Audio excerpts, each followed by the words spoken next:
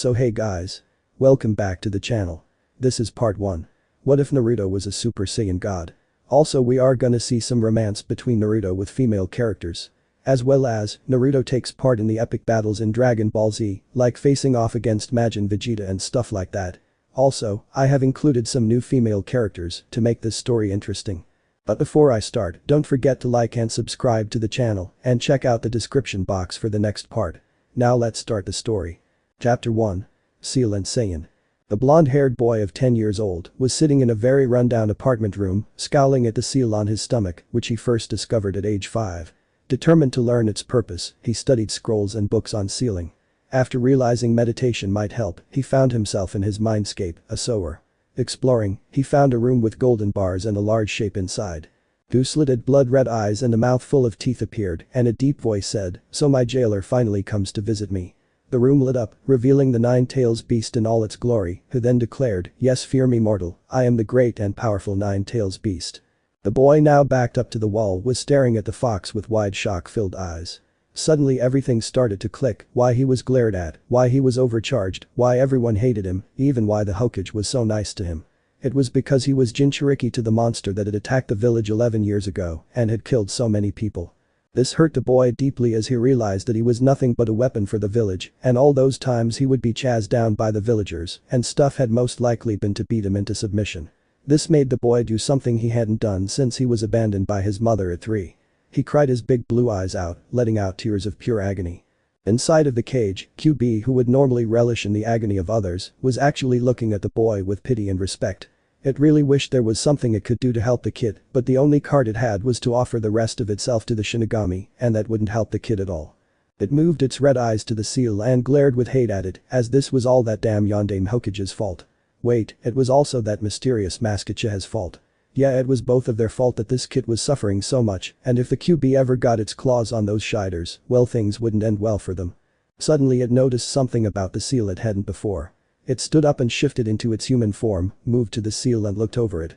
Its eyes widened as this seal was done by a Shinigami, not the Shinigami. This means that its old friend Shinigami hadn't forsaken their friendship to seal it away.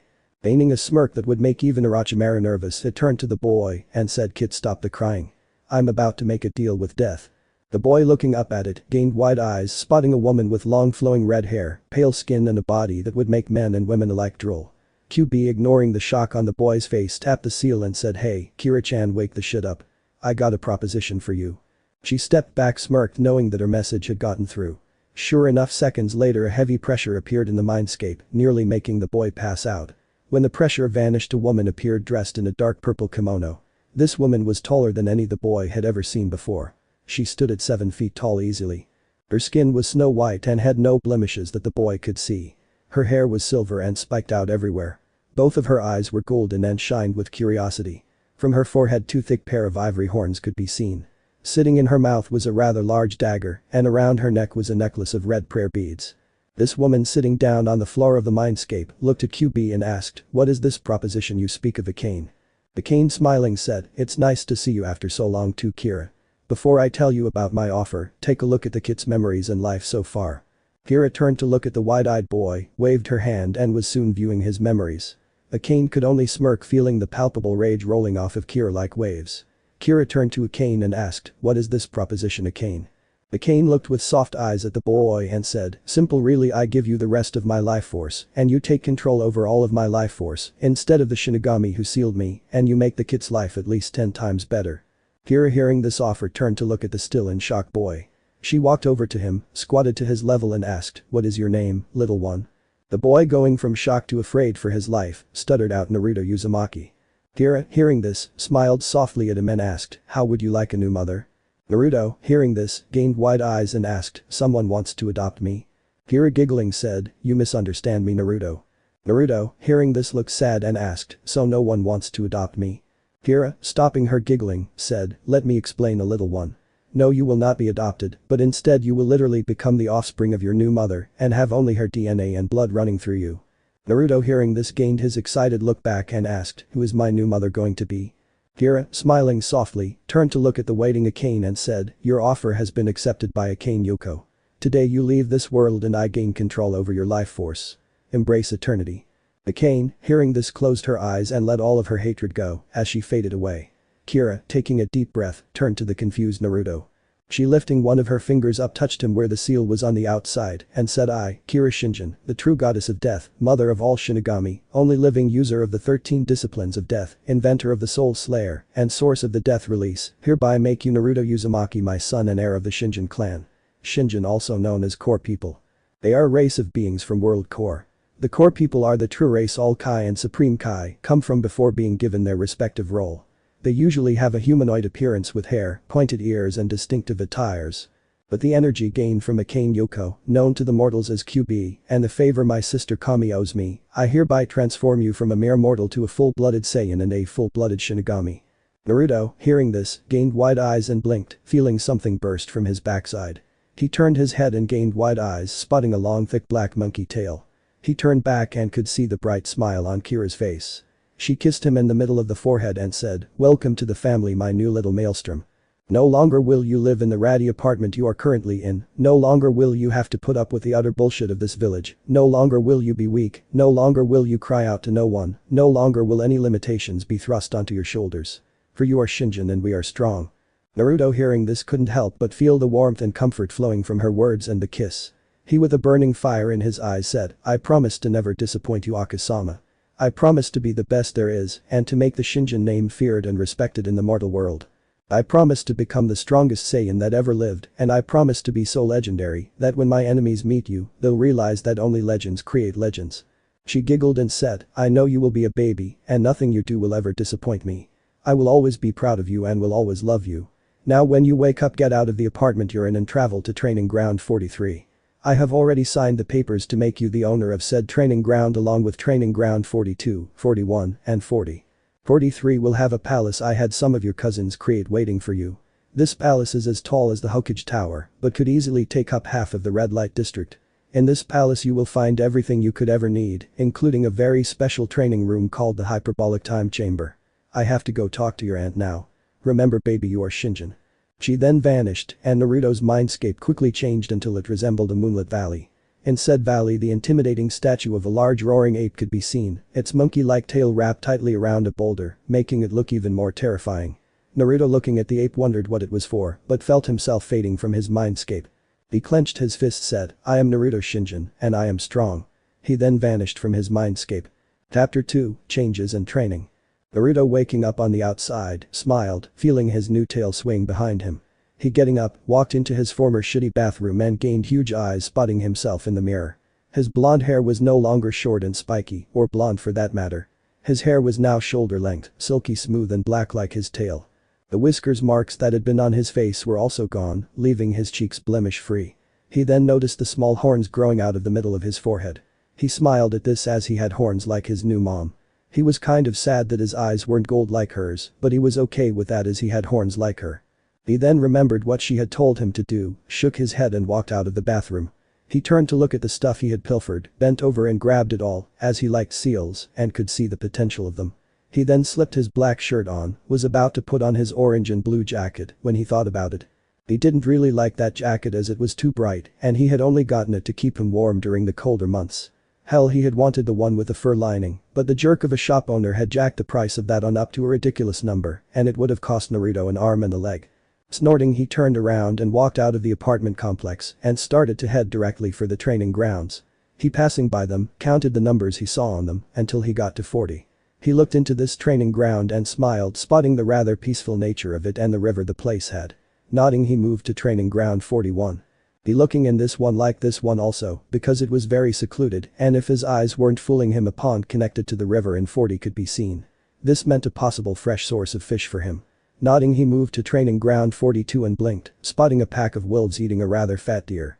He memorized this move to his final plot of land. He, arriving at training ground 43, blinked, finding a brick fence and a large iron gate. He, looking at said gate, could see the kanji for Shinjin shining brightly on it. Smiling, he placed his hand on the gate and blinked when the entire fence pulsed a few times. The gate then opened.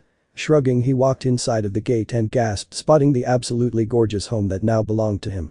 It looked like one of those castles the Hokage used to read to him about, but more modern. The kanji for Shinjin could be seen shining proudly on the massive statues of apes in the front. He walking inside of his new home couldn't believe that this huge place belonged to him now. He shaking his hand smiled and decided to explore his new home and find the room he was going to claim as his. 2 hours later and Naruto had thoroughly explored his new home and picked his new room. It was the largest bedroom in the entire place and was connected to a bathroom that had a walk-in shower and a jacuzzi. He had, after putting away the scrolls and books he had stole, went into the kitchen and opened up the fridge. He was very happy to find it fully stocked with all kinds of food. He had closed it and checked the freezer. He had found all kinds of meat in there and had even found seals to keep them fresh on the packaging. He then checked the cabinets, counters and even the 2 closets to find that he had a lot of cooking utensils to fix himself something to eat with. He then fixed himself a small dinner of fried fish and fries. He then headed back to his room to actually get some sleep because he was still tired and didn't want to do anything until he was fully rested. He climbing into his new bed, he pulled the cover over his head and turned off the light. He was then sleeping peacefully. What he didn't know was that it was a new day, as he had been meditating for a long time and had finished the night with his exploring of his new home. Right now at his old apartment a few Anbu could be seen standing, along with one Iruka Yamino. One Anbu picking up the orange jacket Naruto had left behind said, "There seems to be no trace of him, Yamino-san. His jacket is the only thing here." Iruka sighing said, "Alright, I'll just wait for him at the academy. Hopefully he shows up before lunch." He then went back to the academy. The Anbu, a woman with long wavy purple hair said, "You 3 report back to Hokage-sama, I'll continue to look for clues of his whereabouts." The other 3 Anbu nodding, vanished in the customary leaf shushin. Once they were gone she stood up and started to search the apartment for any signs of Naruto besides his jacket. After 45 minutes she had still not found anything. Sighing she looked at the jacket in her hand. She sent a small pulse of chakra to make sure no one was coming, removed her mask and brought the jacket to her face. She nuzzled it, said, "I hope you're okay Naruto-kun and no one has harmed you, or so help me Kami. I'll kill the person responsible myself, even if it's my former sensei and her clan." She then stopped her nuzzling, slid her mask back on and vanished in a swirl of leaves. At night Naruto woke up and yawned, feeling refreshed and energized. Hopping out of his bed, he wondered what he should do. He then remembered that he was rather lacking in intelligence and all his classmates picked on him for that. So with this in mind he made his way to his new library. Once inside of said place he grabbed the first book he could find. It was named The Different Types of Energies and How to Use Them. Book 1, for beginners. He sitting down in the comfy chair started to read the book. Before long he had read half of the library and was already on the 5th book on the different types of energies. He had also read several cookbooks, a few general education books and a book about creating jutsu. He stopping his reading put down his book and said, "Okay, I've trained my brain enough for the day. It's time to train my body." He jumping down from his chair, walked out of the library and made his way to the hyperbolic time chamber. He getting just outside the door, moved the face of the dragon and found the settings. Making a thinking face and remembering what he had read in the instruction manual for the chamber he said, "Let's see, I trained my brain for about 7 hours, so I need to train my body for at least 7 hours. Keeping in line with the mechanics of the chamber, 7 hours in there is like 14 hours in there. So logically I need to set the chamber doors to open in 4 hours so I can get exactly 7 hours of training." Nodding to himself he set up the time and smiled when the dragon head glowed accepting his input time. The door then opened and Naruto walked into the chamber. He feeling the door shut and vanish, cracked his knuckles and said, "Alright, time for some serious training. First up let's try out that clone jutsu I saw that man reading that orange book do." He crossed his fingers and called out shadow clone jutsu. A huge poof of smoke occurred and Naruto had to wave the smoke away. When it cleared Naruto nearly had a heart attack spotting a literal sea of Naruto. Shaking his head he smiled and said, "Oh yeah, I did it in one try." He calmed down and said, "Now let's start working on the different energies we read about. Split up and take one of the 9. Also some of you see if you can work on getting rid of the physical weakness grabbing our tail brings." The clones nodded and said, "You got it boss." Soon the chamber was filled with training Narutos. The original Naruto was actually doing push-ups and sit-ups. He was doing this to increase his physique. He didn't want to be scrawny and weak anymore. No, he wanted to be a powerhouse that would make enemies shit their pants just at the mention of his name. He also wanted to be the strongest he could be so that he could take on whatever life throws at him. Plus showing up Sasuke team didn't sound like a bad idea. He would continue this way of training for a week, making many people start to worry about him as he had vanished from the view of the village. Hell, some civilians were actually refusing to come outside in such a state of paranoia, expecting for him to pull off some prank that would make anything he's done before look like jokes. It was actually morning time and Naruto getting out of his bed yawned as today he was going back to the academy. Walking into his bathroom he looked at himself in the mirror. He smiled, spotting the muscles he now had and that his ribs were no longer showing. Actually lifting up his left arm to the mirror, he slightly flexed it and could see the rock his arm had. Nodding to himself, he walked into his shower and took a nice hot shower. Once done with his shower, he walked over to the sink and started to brush his teeth. Once done with it, he brushed and combed his hair because his hair would always try to curl up after a shower, so brushing and combing it was absolutely necessary. He also brushed his tail as he didn't feel like dealing with a puffy tail today. He walking out of the bathroom, walked over to his dresser and grabbed a pair of black underwear. He slipping these on, tossed a towel he wrapped around his lower body into the hamper. He then walking over to his closet, opened the doors and wondered what he should wear today.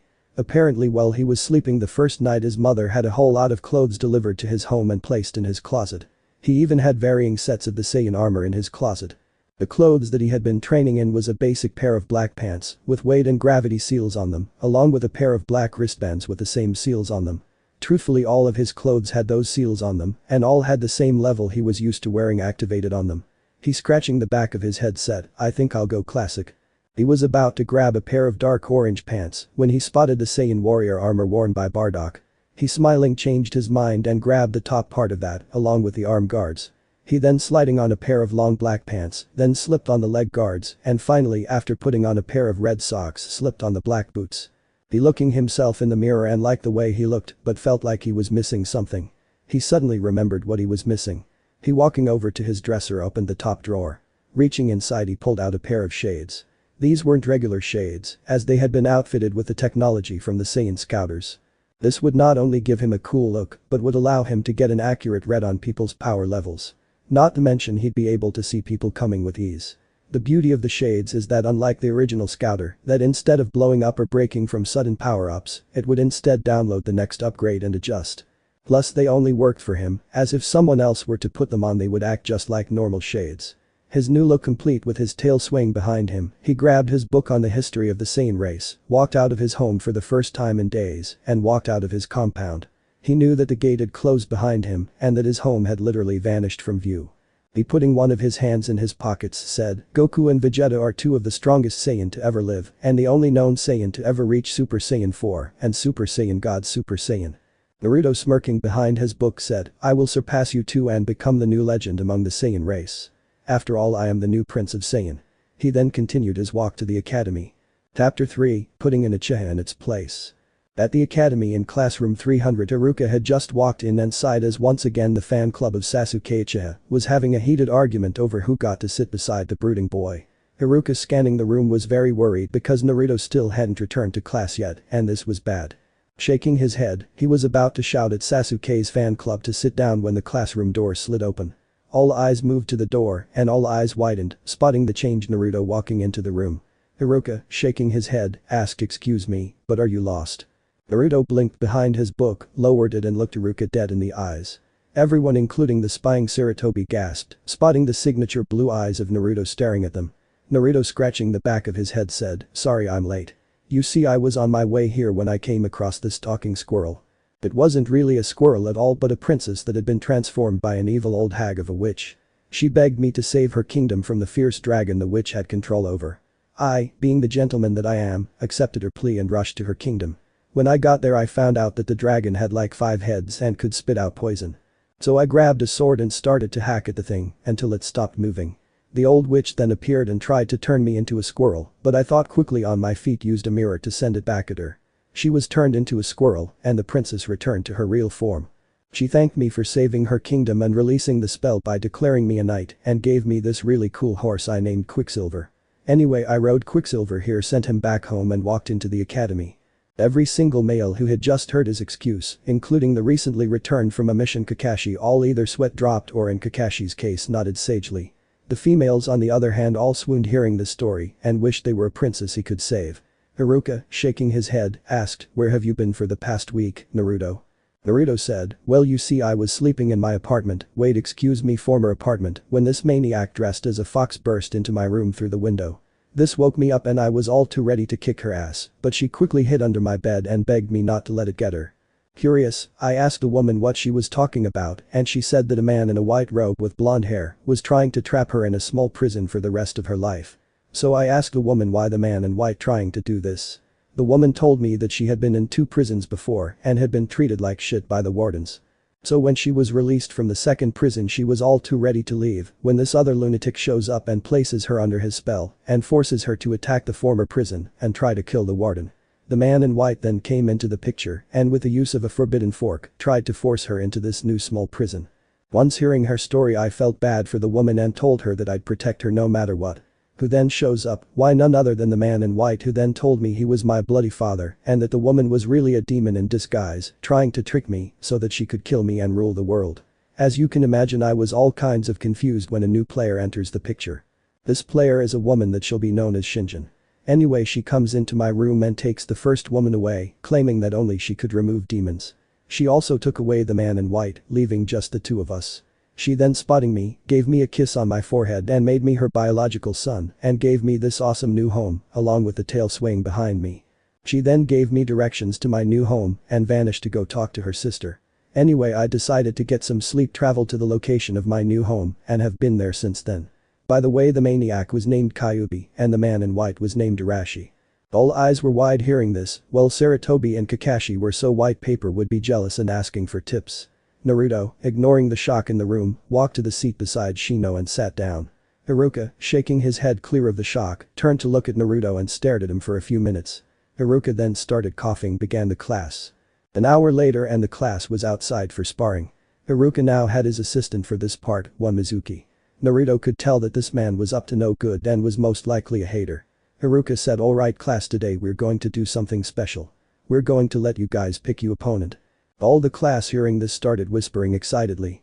Except for Naruto, who had a feeling he was going to be putting an Uchiha in its place real soon. Sure enough, when Iruka asked who would like to go first, Sasuke said, "I'm going first and I will challenge the dope."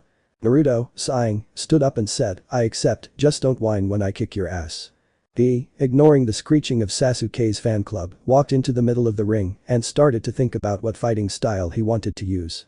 Sasuke, already in his stance, smirked, thinking that the dope was so scared he couldn't even get in a proper stance. Mizuki, being between the 2, smirked and said, "Ready, go." Sasuke then dashed towards Naruto, who still hadn't moved. His eyes then shifted, feeling Sasuke getting close. Naruto, watching as Sasuke moved towards him in slow motion, stepped to the left and decided to slap Sasuke with his tail like Raditz had done to Krillin. Sasuke or anyone else never even saw Naruto move, but the next thing anyone knew, Sasuke was sailing through several trees. Naruto, spotting this, blinked and looked at his tail, wondering if it was really that strong or if Sasuke was really that weak.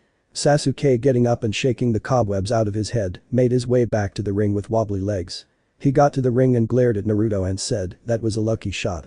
This time I'll use my full speed." He then dashed towards Naruto as his full speed. Naruto sighed as Sasuke was still moving as slow as a snail. Shaking his head, he figured out what style he was going to use on the Uchiha. When Sasuke was an inch away from Naruto, he blurred behind the last Uchiha and slammed his elbow into the boy's back. This forced Sasuke to stumble forward. Sasuke, turning around, was met with a teeth-rattling punch to his face, which was quickly followed with a decompressing kick to the stomach that forced Sasuke to his knees and puke up his breakfast. Naruto, spotting Sasuke on his knees, wound up and kicked into the air, spinning at a very high rate, creating a vacuum of wind that sucked Sasuke in. Once Sasuke was inside of the whirlwind, Naruto cried out to Jutsu, "Tatsumaki Senpukyaku." Everyone gained wide eyes when Naruto repeatedly kicked Sasuke with this whirlwind of kicks. When the attack ended, Sasuke crash-landed directly in front of his fan club. Naruto, landing, crossed his arms over his chest and said, "Arrogance is your Achilles heel, Sasuke, get rid of your arrogance and realize that revenge is not what should drive you to get stronger." He then, turning around, put his hands on the back of his head and walked out of the ring just after the shell-shocked Iruka declared him the winner of the match. It was now after school and Naruto was once again reading his book as he made his way to his favorite ramen stand. He was almost there when he was suddenly surrounded. He looking up from his book and rolled his eyes, spotting Sasuke's fan club all with their parents glaring at him. Wait, scratch that, Ino Yamanaka was not there, but the others were. He put his book away and asked in a bored voice, "Can I help you?" Sakura stepped forward and said, "Baka, I don't know how you did it, but you cheated." Naruto, rolling his eyes, said, "Go away, you're annoying." Sakura got pissed and took a swing at Naruto, who not only caught her punch, but tossed her at her parents. He, gaining a cold look in his eyes, and said, "This is your one and only warning. I will not put up with the shit I did before, and if you try me I will end you." One of the parents, snorting, charged at Naruto with a rusty kunai in his hand. Naruto closing his eyes literally vanished, and the next thing anyone knew the bodies of the people around him started dropping like flies. Naruto appearing back in his spot looked at the only people still standing, which was the Haruno family, and said, "Beggin' pest." All three members of the Haruno family took off running, shit staining their pants. Naruto, looking at the still alive bodies of the people around him, said, "Foolish." He then continued on his way to the ramen stand, once again reading his book. He was now at Ichiraku Ramen and was eating bowl after bowl of ramen, but was doing so without moving his book. This had and Tucci gaping as what Naruto was doing was damn near reminiscent of what Kakashi Haddock did. Naruto shifted his eyes to the left and asked, "Can I help you, Anbu-san?" The cat, disguised as Anbu from before appearing, asked, "Hokage-sama, and the council wishes to speak with you." Naruto, hearing this, shut his book and placed a large amount of money on the table. He, getting out of his seat and, ignoring Tucci having dollar signs for eyes, said, "I see." Yugao spotted Naruto's face, was very glad she had a mask on, because damn if Naruto wasn't looking very naughty for a 10-year-old right now. She placed a hand on his shoulder, vanished in the classic leaf shushin. Naruto was now sitting in one of his least favorite things of all time. That's right, he was sitting in a council meeting. He was ignoring the constant glaring of the civilian council, the questioning looks of the shinobi council, and the impassive looks of the elder council. Iz was leaning on his left hand, looking at the room with boredom shining clearly in his eyes, and the lazy swaying of his tail conveyed that he was actually bored. He had been here for 30 minutes, yet no one had said a thing yet, as everyone seemed content with either staring or glaring at him. He, looking here as in dead in the eyes and in a bored voice, asked, "Are we going to sit here staring at me all day, or is there a point to this meeting?" Sarutobi blinked and coughed and said, "Yes, there is a point to this meeting." One civilian, standing up with a sneer on his face, said, "Hokage-sama, this demon attacked and put several citizens in the hospital." Naruto, looking at the man, said, "Actually, I only shut off the chakra flowing through their bodies and flooded their chakra pathways with Kai. They'll never be able to make it as genin now, and those foolish enough to try will die the first time they use a jutsu. Also, I'm not a demon, as the QB no Kitsu no longer resides in me, thank you very much." All eyes in the room turned into circles hearing this, and Hiashi Hyuga asked, "How do you know about your prisoner?" Naruto, cutting his bored eyes to the man, said, "I'm much smarter than you people think. I saw the seal on my stomach one day while cleaning myself in a river and set out to find out what it was. Thanks in part to 11010 Higurashi and Ino Yamanaka I found out. Then 10 showed me her weapon scroll allowing me to identify it as a seal, and I remembered Ino talking about meditation being a big part of her family's jutsu." All eyes were wide hearing this, and Hiruzen asked, "What do you mean the QB no longer resides inside of you?" Naruto, standing up and taking his top off, revealed his bare upper body and channeled chakra through his body. No seal appeared, shocking everyone. He put his gear back on and said, "Exactly as I said, Nine Tails no longer reside inside of me. She was removed by higher power. I believe you heard the story I told Iruka earlier, Hokage-sama. That was almost how it happened, except I kicked Minato Namikaze in the balls for sealing a giant ball of hate-filled fur into my stomach and then sent his sorry butt to the afterlife." All eyes were completely wide hearing this, and some people were having heart attacks. Sarutobi, trembling, asked, "Who is Shinjin?" Naruto, closing his eyes, said, "It's a last name, my new last name to be exact, and also my new clan." One of the civilians standing up asked, "Who is the Shinjin demon?" Naruto, keeping his eyes closed, said, "For the last time, I am not a demon, a Shinigami maybe, a Saiyan definitely, but not a demon." To answer the question, well, Shinjin is again a last name, my new last name, a clan. This clan is as ancient as time itself. Both senior members are as old as time itself, but saying that to their face would most likely end in a painful death. Everyone hearing this started to blink and think about all of the clans they had ever heard about, trying to see if they had ever encountered the name Shinjin before. Suddenly Sarutobi remembered his sensei Hashirama telling him a story about Kami and Shinigami. How they were life and death itself, and how they were as old as time itself. How they were sisters and loved each other dearly, and how they were two members of the eldest clan in history, dating way before the Sage of Six Paths. He quickly tried to remember the name of said clan. Tsuminyazuka suddenly snapped her fingers, and all eyes moved to her. She said, "I remember where I heard that name before. My team once fought a Shinjin before. She defeated all three of us with her eyes closed and spared our lives," stating something about remembering the clan name Shinjin, and that Kasama was calling her. "We passed out, and when we woke up she was gone, and the place we were at was covered in white feathers and snow." Naruto, hearing this, cracked open his left eye and said, "Your team came across my cousin Michelle. You're really lucky she was called back by my aunt, or you'd be dead." All eyes widened hearing this, and Sarutobi suddenly remembered more of the story. Kami apparently had 4 daughters. Michelle, Gabriella, Rachel, and Lucifer. All 4 girls were the angels of Kami and considered omens. Kami was named Akiko Shinjin, while Shinigami was named Akira Shinjin, but Kami was supposed to go by Aki, and Shinigami went by Kira. Sarutobi suddenly blanched as one of these two beings had declared Naruto as their child, which meant big trouble for Jireya's plans. Everyone besides Naruto noticing how white Sarutobi suddenly became asked what's wrong Hokage-sama. Sarutobi with fear clear in his eyes asked, which one? Naruto slowly opening his eyes smirked and said, fear me for I am become death. Sarutobi shit 3 bricks hearing Naruto say this, as this meant that Naruto had been transformed into the child of Kira Shinjin and was now literally the son of death. Naruto, spotting the pure fear in Sarutobi's face, said, I'll allow you to inform the rest of the people in the room of what you have learned, as I have a date with a special training room. He then stood up and to the shock of everyone in the room, vanished in a whisper of wind. All eyes moved to the still trembling Sarutobi who slowly informed the council of what he had discovered. People in the room instantly started to faint learning that Naruto was the son of the goddess of death. Naruto appearing in his home didn't actually go to the chamber because he could feel 5 energy signatures he didn't recognize and the energy signature of his mom in his home. Instead he laid out on his couch and stared up at his ceiling. He didn't even blink when he was literally floated into the air and Kira took a seat. He was then floated down and his head was placed in her lap. He shifting his eyes could see that who he assumed to be Rachel, Michelle, Gabriella and Lucifer. Aki was still looking around the kitchen. Naruto then shifting his eyes to stare his mother in the eyes and asked, is this a family meeting? She smiled down at him and started to run her fingers through his head as she said, why yes my little prince of all Saiyan. Your aunt and cousins decided that they wanted to meet you. Naruto nodding allowed his tail to unwrap from around his waist and shut his eyes. He yawned and said, I'm sleepy Aki-chan, I think I'll take a nap until Aunt Aki is done exploring. Kira, hearing this, smiled even brighter and said, good night my precious maelstrom. Naruto was soon slumbering peacefully with his head in Kira's lap. Chapter 4. 2 years later and fools. 2 years later and Naruto was now 12. His black hair was the same as it had been since he became a full-blooded Saiyan. His attitude was indifferent to everyone except Am, Tucci and Sasuke, who he showed open hate towards. Apparently after the council had recovered from their shock, they had informed the village of who he was and how he had so bravely carried the QB for so long and that he had finally killed it and that was why he had been absent from the academy. They also told the village that he was Minato's son and that he was the heir to the Namikaze clan. People had instantly started to kiss his stupid hearing this, trying to make amends for their horrible deeds. Naruto had promptly ignored all of this as he didn't care if they hated him or worshipped him anymore. He was a mother stupid Shinjin and he was very proud of this.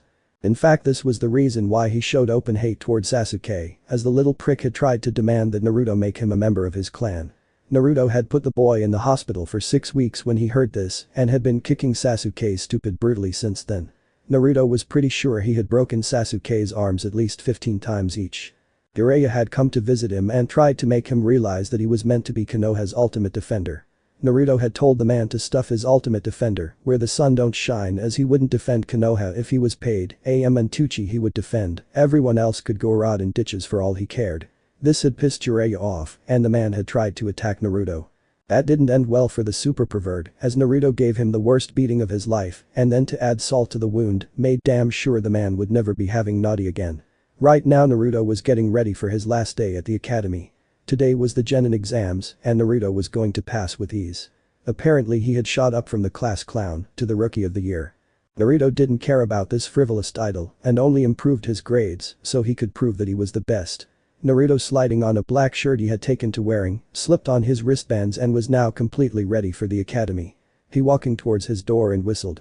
This called his 12th birthday present from his cousin Michelle. Barreling into the room was a large black panther that he had named Ashley. This panther had started off as a small little panther kitten, but 2 years under Naruto's care, Ashley quickly became a monster of the night. He smiling said, come on Ashley today is the day. Ashley nodding allowed him to slip her armor on her as this armor was meant to help keep her safe, not that she needed the armor as she had trained with him in the chamber and could easily take down Jonin class threats. He once she was dressed in her armor, slid his new sword over his shoulder. This was his late present from Gabriella. She had apologized for it being late but she had to track it down. Apparently his new sword was a truly legendary sword. It had many different names but the one he had stuck with was Excalibur, the sword of kings. It may have been his new sword, but training in the chamber with it for 2 days straight and using the shadow clone jutsu had given him about 20,000 years of experience with it. He didn't slack up with his clones and he now created at least 10,000 each time he created clones. He didn't really have to suffer the backlash from so many clones, as training with Rachel had fortified his mind to the point that Naruto could be tortured for centuries, but he would never give a single inch.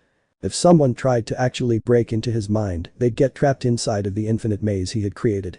2 weeks ago he would have said that Genjutsu was the only thing that affected him, but his cousin Lucifer had taken care of this problem. There was a tattoo on his right hand of a very large slitted eye, but this tattoo was really his connection to the demon Argus, who blocked all illusions from affecting him. Walking out of his home with Ashley walking proudly beside him, Naruto could see the villagers all looking at him with a little fear. He didn't blame them, as he walked beside Ashley, who he had personally seen cripple a few of the more persistent fools who bothered him. Shaking his head, he stopped and said, "Come on Ashley, let's take to the skies." Ashley, hearing this, roared and jumped into the air and started to lazily fly towards the academy. Naruto chuckled and said, "Lazy panther, you were waiting for me to say that." He then slowly floated into the air, started to fly behind his pet at a slower pace. At the academy, Iruka was looking at the classroom and realizing that many of these kids would be right back in their seats or worse soon. His eyes then moved to the ones who had the potential to make it. They were Sasuke Uchiha. Just as long as the boy stopped pissing Naruto off, Ino Yamanaka, who had become just as cold and indifferent as Naruto himself and was at the top of the class with said boy, Shikamaru Nara, who was a lazy but brilliant person. Kiba Inuzuka would make it if he got his arrogance under control. Choji Akamichi would stand beside Shikamaru. Shino Aburam was without a doubt going to make it. Hinata Hyuga would make it if she ever got rid of the inferiority complex she had, and Sakura Haruno, who would only make it if she got rid of her fangirl personality. He then, turning his head to the clock, knew that the one who was sure to make it was going to arrive at any moment. Sure enough, the door opened up and in walked none other than Naruto Shinjin, otherwise known as Lord Shinjin, and his pet panther, Ashley the Terrible. The villagers had started calling him Lord Shinjin when Naruto had refused the last name Namikaze and had reminded everyone that he was one of the 7 members of the Shinjin clan. In fact, he was the only male in the entire clan and was also the prince of all Saiyan. Naruto was at the top of the class and ruled his spot with an iron grip. Naruto easily beat the shit out of anyone who challenged him for said spot and wasn't afraid to break some bones to get a message across. This made Iruka remember the last beating Naruto had given Sasuke. Iruka shivered as Naruto had nearly shattered every bone in Sasuke's arm and had done so with his tail. In fact, Naruto rarely ever used his hands or feet anymore, as his tail was literally a deadly weapon, as Iruka had seen Naruto slap a group of Chunin threatening Ichiraku through buildings with a lazy swing of his tail. 6 of the 8 Chunin had died from overlaying concussion and several fragments of broken sternums lodging into their hearts or lungs. The 2 that had survived the slap had to retire from service due to the severity of the damage they suffered. One of them couldn't even leave the hospital from how bad he was injured, while the other one had to be pushed around in a wheelchair. Naruto hadn't even tried to apologize and had simply stated that he was protecting what was his and he would do so again. He then, watching as Naruto took his seat beside Ino, coughed and said, "Alright class, today you take the Genin exams. Remember to give it your all and you'll never go wrong." He then turned to Mizuki and the 2 men started the Genin exams. Later, Naruto could be seen walking down the street, a brand new Konoha headband shining on his left arm. Naruto had easily passed the exam and had laughed at Mizuki's foolish attempt at trying to make him fail. After finishing the exams, Naruto had told Ashley to go hunt as he could tell that she was hungry and he didn't feel like fixing her a 7-course meal. Naruto still didn't understand how Ashley could talk him into fixing her something to eat when he barely ate himself. He had been shocked when he discovered this little fact, as according to the books he had read about Goku and the other Saiyan, he was supposed to have a monstrous appetite. Thankfully, Rachel had been able to explain to him. Apparently, because of him having so much of the death force flowing through him, his metabolism was much more efficient than the other Saiyan or anyone human for that matter. That wasn't to say that he didn't eat, it's just that when he did eat it was a little at a time. His mother had explained to him that he would grow out of this when he achieved something known as Super Saiyan. Naruto had no doubts about this, as his mother had been right so far. He scowled, remembering this, as his mother had warned him about looking at the full moon without having full control over his body. Naruto hadn't listened and had transformed into a giant rampaging ape, and he nearly broke out of the barrier around the compound. Thankfully, he had gained control over himself and managed to force the transformation back. Naruto absolutely hated this form and wondered if he was the only one who hated it. Naruto, suddenly stopping in front of the ramen stand, smirked as he could use some food. Walking inside, he sat down in his chair and wondered how long it would take AM to spot him. It didn't take her long, as before long she was in front of him with such a cute smirk on her face. She batting her eyelashes at him and asked, "What can I do for you, Naruto-kun?" He chuckled and said, "I'll take 6 bowls of chicken ramen." He then, feeling an energy signature approaching, said, "Ashley will take the finest piece of meat you have." AM blinked wondering what he was talking about until Ashley walked in looking rather upset. AM, understanding what Naruto had implied, giggled and said, coming right up Naruto-kun. Naruto turned to Ashley asked so no luck in catching that golden rabbit. Ashley shook her head and yawned to reveal her rather deadly teeth. Naruto laughing loudly asked, am I supposed to be afraid? Ashley growling snorted and turned to glare at something. Naruto still laughing said, silly panther I am the prince of all Saiyan and I am afraid of nothing. Ashley snorted just as AM appeared carrying a rather thick slice of steak. She sat it down in front of Ashley, patted the panther on the head and said, don't worry girl, you'll get that pesky rabbit next time. Ashley purring, leaned over and started to eat her steak. Naruto calming his laughter down said, she's right Ashley, you're my pet and no tricky rabbit is going to escape your hungry maw. He smirked when Ashley snorted while eating her steak. A few hours later, Naruto was sitting in a tree in a clearing at night, listening to the frivolous conversation between Sasuke and Mizuki. Apparently the dumb stupid Uchiha had stolen the forbidden scroll of sealing and was about to hand it over to Mizuki because apparently Mizuki had the power to defeat him. Naruto wanted to laugh out loud at this, but decided against it, but that didn't stop Ashley from laughing in her position beside him. Apparently she had found that statement hilarious, as Mizuki didn't even have the power to defeat Ashley, and she was the laziest panther ever. Naruto shifted his eyes when Iruka appeared and tried to stop Sasuke from committing high treason, but the man was easily defeated by Mizuki, making Naruto raise his eyebrow slightly. Mizuki had then revealed himself to be working for the treacherous white snake Orochimaru, someone both Naruto's mother and aunt wanted dead. The man apparently had found a way to cheat death and extend his life. Naruto shifting his eyes to Ashley asked, what do you think girl? His response was for her to lick her lips. He chuckling said, you know you really let your stomach control your actions. He then standing up jumped down alerting everyone in the clearing to his presence. Mizuki chuckling said, speak of the demon. Naruto hearing this quirked an eyebrow and asked, didn't you get the memo idiot? I'm not a demon. Mizuki sneering said, you are a demon, you stupid fox. Naruto rolling his eyes said Ashley retrieved the scroll from the idiot traitor. Mizuki was wondering what Naruto was talking about until he felt the scroll literally be taken from him. He gaining wide eyes turned and growled spotting Ashley who had the scroll under one of her paws and was looking at him with a taunting smirk on her face. Mizuki turning to Naruto and then shifting his eyes to Sasuke smirked and said, observe the power it takes to defeat the demon. Mizuki then vanished to all eyes except for Naruto, who could see the man moving at a faster pace than most others, but still pretty slow to him. Naruto slowly taking a step to the left, lifted up his left hand and slammed it into Mizuki's chest. Mizuki coughing up a good amount of blood took several steps back and wondered how the demon could see him. Naruto ignoring the blood on his arm, pushed a little wind chakra into his hand and blasted Mizuki back. Mizuki shaking his head snarled and said, stupid demon your tricks won't work again. He then ripped off his shirt to reveal something that made Naruto actually narrow his eyes. Sitting in the middle of Mizuki's chest was a seal that was made by Orochimaru. Naruto breaking down the seal with just a look growled as this seal forced the user to draw in Kai.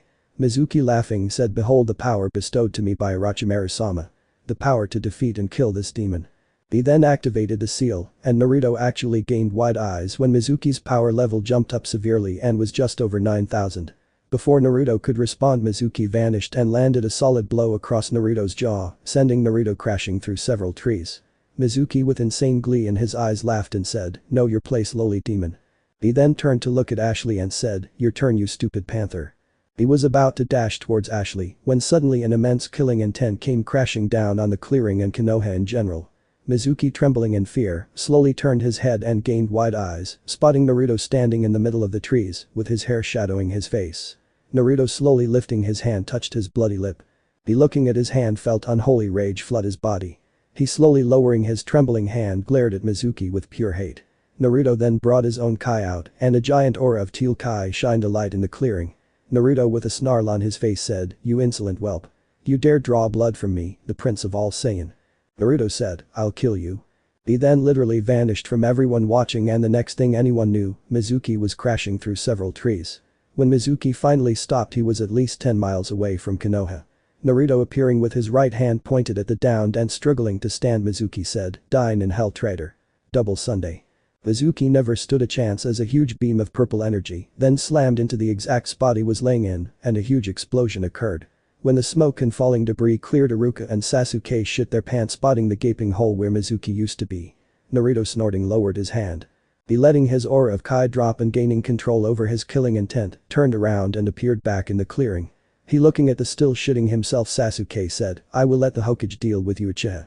He will decide your punishment. He turning to Iruka floated over to the man and placed his first two fingers on the man's forehead. Naruto said, as for you Iruka, I'll go ahead and send you to the hospital. Iruka was about to say something when he blinked and he was in the emergency room of Konoha's hospital. Naruto having just used instant transmission to send Iruka to the hospital, turned to Ashley and said, come on Ashley let's go home. Ashley nodding removed her paw from the scroll and blasted into the air heading home. Naruto looking at the forbidden scroll thought about taking it as technically it was his, but realizing he didn't really need it, turned around and blasted back to his home. Sasuke finally finishing shitting himself, realized he should probably run, but before he could even move a muscle the Anbu appeared and said, you are coming with us Uchiha. Sasuke groaned hearing this. The next morning Naruto was standing in his bedroom wondering what he should wear today. He was thinking of wearing what he normally wore, but today he met his team and sensei for the first time and didn't want to not look his best. Then again he didn't want to go full Saiyan armor and have to wear all of the weight the Saiyan armor was all day. He then groaned realizing that his 4 female cousins and aunt may have turned him into a diva. He shifting his eyes to the bed, rolled his eyes spotting Ashley eating the golden rabbit she was finally able to catch. He wished that he could just go back to bed as last night's training session was still a little too fresh and he was sore as hell. Groaning again he turned back to his closet and decided to dress like Broly today. This meant that he wasn't wearing a shirt today and would be wearing some bling. Once fully dressed, he walked outside of his home with Ashley trotting beside him a pleased smirk on her face. Apparently the golden rabbit was extremely tender and was the perfect meal for his ravenous panther. He was nearly to the academy when he suddenly realized that he had forgotten Excalibur. Groaning again he turned around and walked all the way back home and grabbed his sword along with his kunai and shuriken packs and then checked the mirror one last time to make sure the cheap shot from Mizuki hadn't left any damage. He then realized that he was already an hour late. Groaning once more he turned to Ashley and said, shit this. Come here. She chuckling walked to sit beside him. He placing both of his fingers on his forehead closed his eyes and said smart stupid panther. The two of them then vanished as Naruto had just used instant transmission to teleport to the academy. Chapter 5, Teams and Test. Iruka, having already gone through his speech about the new responsibilities his students now had was about to dish out the teams when suddenly Naruto and Ashley appeared. Instantly every single female and a few of the males blushed. The reason why? Well Naruto wasn't wearing a shirt and his upper body could be seen with his 8-pack of abs visible for all to see. Naruto, opening his eyes, walked over to the occupied seat by the window.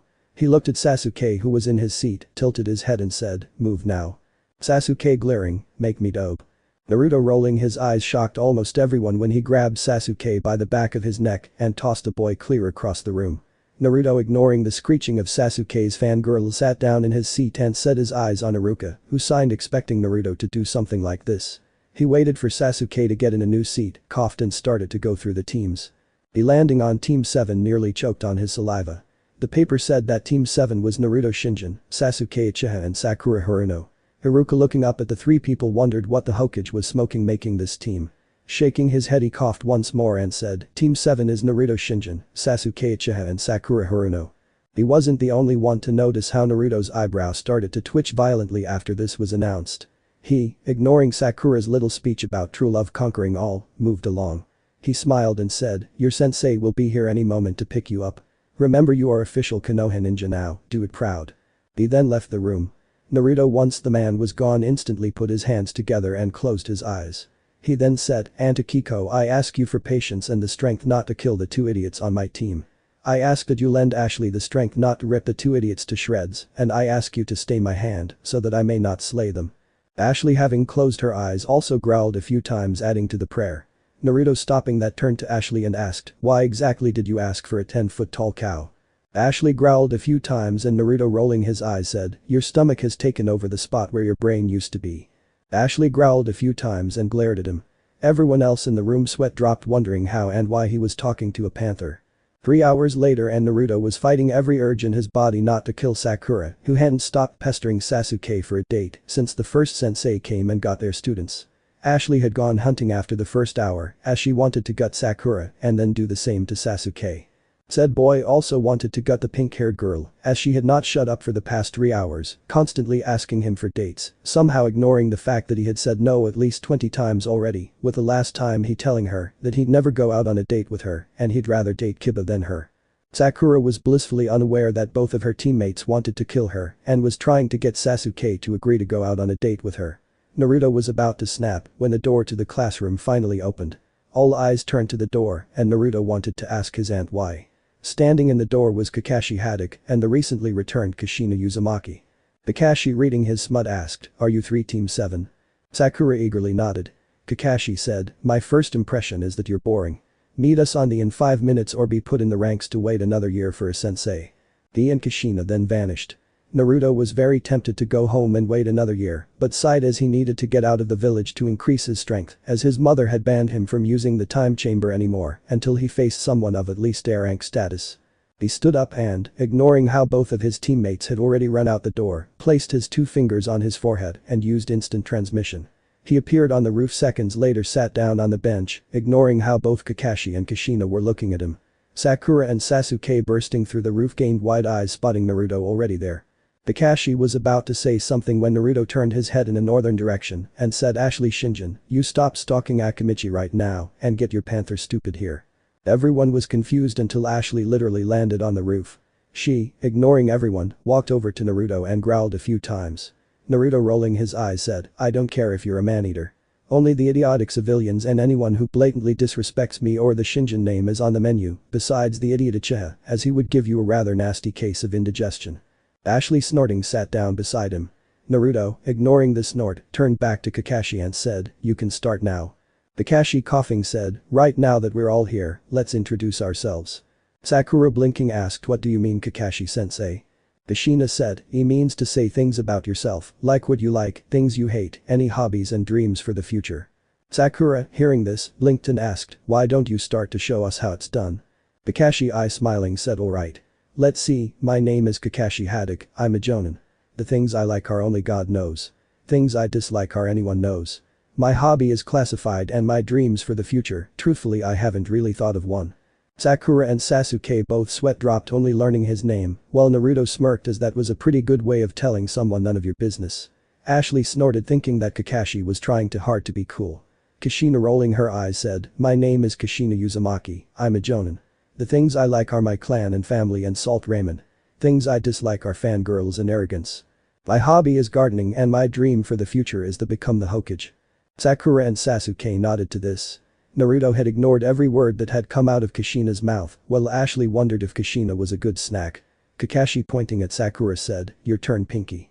Sakura, bristling at the nickname, followed Kushina's lead and told everyone her likes, dislikes, hobby and dream for the future. Kushina and Kakashi both sweat dropped learning how much of a fangirl she was. Sasuke was making plans to change the security seals on his home. Naruto actually felt a little pity for Sasuke for having to deal with such a menace and didn't really care that Sakura hated him. Ashley wondered if Naruto would let her eat the pink-haired thing. Kakashi, pointing to Sasuke, said, "Your turn, Emo." Sasuke glared at his nickname and gave out his monologue. Sakura swooned where she stood, thinking that Sasuke was so cool. Kakashi sighed, knowing the person Sasuke was talking about. Kushina rolled her eyes as Mikoto's baby boy was a breeding emo avenger. Naruto was really bored and wondered if he should have skipped this meeting. Ashley now understood why Naruto didn't want her to eat Sasuke. Kakashi, shaking his head, pointed to Naruto and said, "Your turn, oh so great Lord Shinjin." Naruto, narrowing his eyes at how Kakashi had just mocked him, said, "My name is Naruto Shinjin. My likes are simple, really. I like to fight strong opponents, Ashley, AM, Tucci, the other 6 members of my clan, and my sword Excalibur. Things I dislike is simple. I don't like Konoha, the 2 idiots on my team, and anyone who mocks the name Shinjin. My only hobby is training, as everything else is pointless and will make me weaker. My dream for the future is more of a future reality." He, looking up at the sky, said, "I will be the most powerful Saiyan to ever exist, and my legend will live on forever. I will transcend the limits of mortality, and I will be more powerful than the likes of Hashirama Senju, Madara Uchiha, Tobirama Senju, Minato Namikaze, Hanzo of the Salamander, Kisame Hoshigaki, and even the Sage of 6 Paths. I will be the king of all Saiyan and the Prince of Death, and most importantly I will learn the 13 discipline death." All eyes were wide hearing this, and Ashley was looking at her owner in a new light. Kakashi, shaking out of his shock, said, "That's a mighty tall order, Naruto." Naruto snorted after hearing this. Sasuke, huffing, said, "You'll never be that powerful, dope. Only an elite like me can be that powerful." Naruto rolling his eyes and asked, remind me again, Uchiha, who has defeated you over 20 times using only his tail, and who was it that killed that traitor last night? Well, you stood there and shit yourself like the arrogant coward you are. Sasuke, shaking with rage, said, shut up dope. Naruto turned to look at Sasuke and said, answer my question, Uchiha. Sasuke O-ring launched at Naruto and was promptly slapped by Naruto's tail, breaking his jaw and sending him crashing into the door.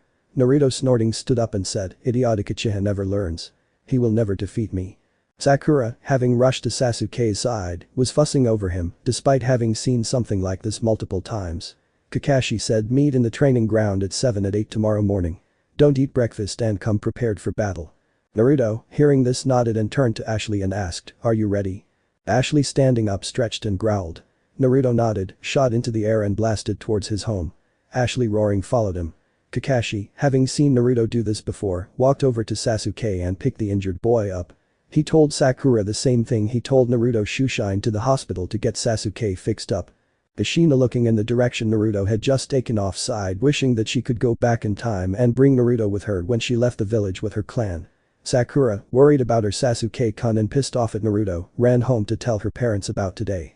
The next day at 9, Kushina, Kakashi, Sakura and Sasuke were all standing in training ground 7, waiting for Naruto to show up. Speaking of, he just arrived using instant transmission. Everyone blinked, spotting how different Naruto was dressed today. Naruto was now dressed in the purple training guy Piccolo and Gohan wore. Instead of blue wristbands and sash, he had gold wristbands and a golden sash. On his feet were the classic Saiyan boots, and his tail could be seen swaying behind him. Attached to his back was his sword and he looked very calm. Sakura, with a scowl on her face, screeched, where have you been, idiot? We were supposed to be here at 8 not 9, you dumbass. Naruto, sending a deadpan look at the pink-haired girl, said, I was trying to wake the lazy stupid panther known as Ashley up, who was sleeping on Excalibur. Damn panther didn't want to stupid wake up, so I had to lift her up and use my tail to move Excalibur from underneath her. I then had to actually get dressed, because there is no way in hell I'm coming here in just my underwear. After that I kinda had breakfast. Kakashi, with a twitching eyebrow, asked, why exactly did you have breakfast when I specifically told you not to eat breakfast? Naruto, turning to look at him, said, because I don't follow idiotic advice, and you telling me not to eat breakfast was beyond idiotic. Plus you haven't proven yourself worthy yet, so I don't have to listen to a single word that comes out of your mouth. Kakashi's eyebrow, now twitching dangerously, said, since we're all here, allow me to explain what is about to happen. He then explained what was happening. After answering Sakura's question, Kushina said, begin. Sasuke and Sakura quickly vanished, while Naruto remained where he was with a bored look on his face. Kakashi, looking at Naruto, asked, you do know the test started, right? Naruto, rolling his eyes, said, yes, I know this test started, idiot sensei. I also know that this test is pointless, as the two idiots wouldn't know the meaning of teamwork if it bit them on the ass. Kakashi's eyes weren't the only one to widen hearing this, and Kushina asked, how did you? Naruto, snorting, said, wasn't that hard to figure it out. In fact, a 2-year-old could have figured it out. Kakashi, hearing yet another insult at his intelligence, had both eyebrows twitching with anger. Kushina, ignoring this, asked, what are you going to do? Naruto, yawning, said, I think I'll take a nap until the two idiots have had a go at the two of you. He then, laying down right where he stood, made sweat drops grow on the back of Kushina and Kakashi's head when he did start to nap. Kakashi, shaking his head, said, he's weird. Kushina, sighing, said, he's arrogant. Kakashi, pulling out his book, asked, shall we test the other two? Kushina, nodding, said, I'll take the Haruno, you take the Uchiha. Kakashi, nodding, said, sure. Both people then vanished, neither of them noticing Ashley the panther walk into the clearing and lay down beside Naruto, who mumbled out, nice to see you made it, Ashley. Ashley, yawning, was soon also taking a nap. An hour later and both Kushina and Kakashi wanted to scream. Why? Well, they had tested Sasuke and Sakura, and both people had failed their test miserably. Kushina had used the tiniest amount of killing intent she could produce, and Sakura had shit herself, screamed in fear and passed out. After Sakura had recovered from this, Kushina had tested out the girls' fighting skills and was appalled at how abysmal they were. She had quickly knocked Sakura out and tied the girl to one of the stumps and quickly wondered how Sakura had even got through the academy. Kakashi had tested Sasuke and was only slightly impressed, as Sasuke had used a fire jutsu when he was supposedly reading his book, trying to capitalize on Kakashi's distracted state. Of course it didn't work, and Sasuke had tried to run to a new hiding space, only for Kakashi to appear and force the Uchiha into a battle. Kakashi had buried the boy up to his neck in the dirt and had dangled the bell in front of the boy. Sasuke had after managing to escape attacked him again, shooting off at the mouth about him being an elite and someone such as Kakashi should just give him a bell. Kakashi had quickly having enough of this knocked the arrogant boy out and tied him to the other stump. He and Kushina were both now making their way to the still napping Naruto. They reaching the clearing and blinked, spotting Ashley actually sleeping on top of Naruto. The only way they could tell that Naruto was actually under Ashley was the thick black monkey tail swaying near her chest. Kakashi coughing blinked when Ashley and Naruto both woke up. Ashley getting off of Naruto stretched her body, while Naruto stood up and brushed himself off. Naruto with a bored look in his eyes asked, "How did the two idiots do?" Kushina, sighing, informed Naruto of what happened. Naruto snorting said, "Can't say I didn't see that coming." He then cracked his knuckles and said, "Alright, since you've had the rest, I guess I can give you the best." Kakashi sighing said, "You somehow sound more arrogant than the Uchiha." Naruto, hearing this, snorted and said, "You say that now, wait until you've seen and felt my power." Naruto then closed his eyes and started to tap into his Kaien chakra. Both Jonin gained wide eyes when Naruto and Ashley both became cloaked in an aura of pure power. Naruto unleashing more of his energy made the ground shatter underneath him and Ashley, leaving the two of them standing in craters. He didn't know it, but he was unleashing so much power the sky around Konoha had gotten dark and lightning was sparking in the air. Kushina being a chakra sensor took several steps back as Naruto was putting out enough energy to equal the one tails. Kakashi trying to cover his face as Naruto's power-up had kicked up dust and rocks, was shocked that Naruto was so powerful he was changing the very weather. Naruto slowly opening his eyes and allowing his power to seep into his eyes, said, "Behold the power of the Prince of all Saiyan and his lovely partner Ashley." Ashley, looking much more dangerous than normal, which was insane, was looking at both Kushina and Kakashi like they were slabs of meat. Kakashi moving his hand to his headband, lifted it up to reveal his other eye that was closed. Opening it revealed a single Sharingan. Kushina, drawing her sword, wondered why it felt like she was about to be taken to the limit. Naruto turned to look at Ashley and said, "You take Kushina, I want idiot sensei." Ashley nodded, roared and blasted towards the wide-eyed Kushina. Kushina barely had time to jump back to avoid being sliced clean in half by Ashley. Kakashi, not having seen Ashley move, was shocked and terrified. His instincts then screamed at him to move. He moved to the left and gained wide eyes when Naruto's right first appeared where his face had been seconds ago. Both Kushina and Kakashi could only think fast. Naruto didn't even know that his mom was watching along with his aunt and his cousins, or that Sarutobi had called the council, the other Jonin, the Anbu, and the Chunin to the council chambers to watch this. Kira sitting in heaven with Aki had the largest smile on her face, knowing that her baby was very powerful. Aki was simply amazed at how powerful her nephew was. Rachel was ecstatic, literally being able to feel her younger cousin's power in heaven.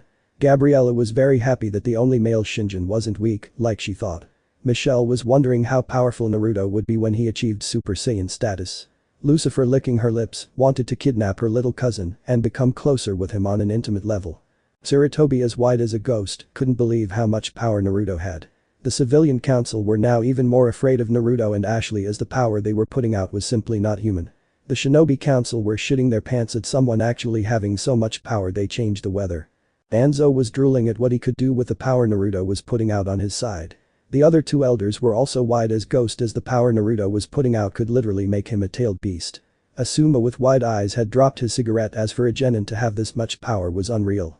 Kurenai was quickly making plans on making her student swear an oath to never face Naruto in battle. Guy with a serious look on his face said, "I can't believe I'm about to say this, but he is too youthful." Eyes widened even more hearing this. Anko with her jaw scraping the ground asked, "What the shit?" Iruka was shocked as he knew Naruto was powerful, but this was insane. Yugao behind her mask was astounded at the power the person she loved more than anything was putting out. The Uzumaki clan in the council chambers were all terrified at the power Naruto had. Kakashi and Kushina both then had to move as Naruto swung with his other fist and Ashley tried to slash her with her right paw. Kakashi shaking off his previous shock focused solely on Naruto because he knew that Naruto was not playing games with him. Kushina, shaking off her own shock, focused on Ashley, knowing that the panther was a threat. Naruto spotting Kakashi focus on him smiled and said, "Good, you're focusing.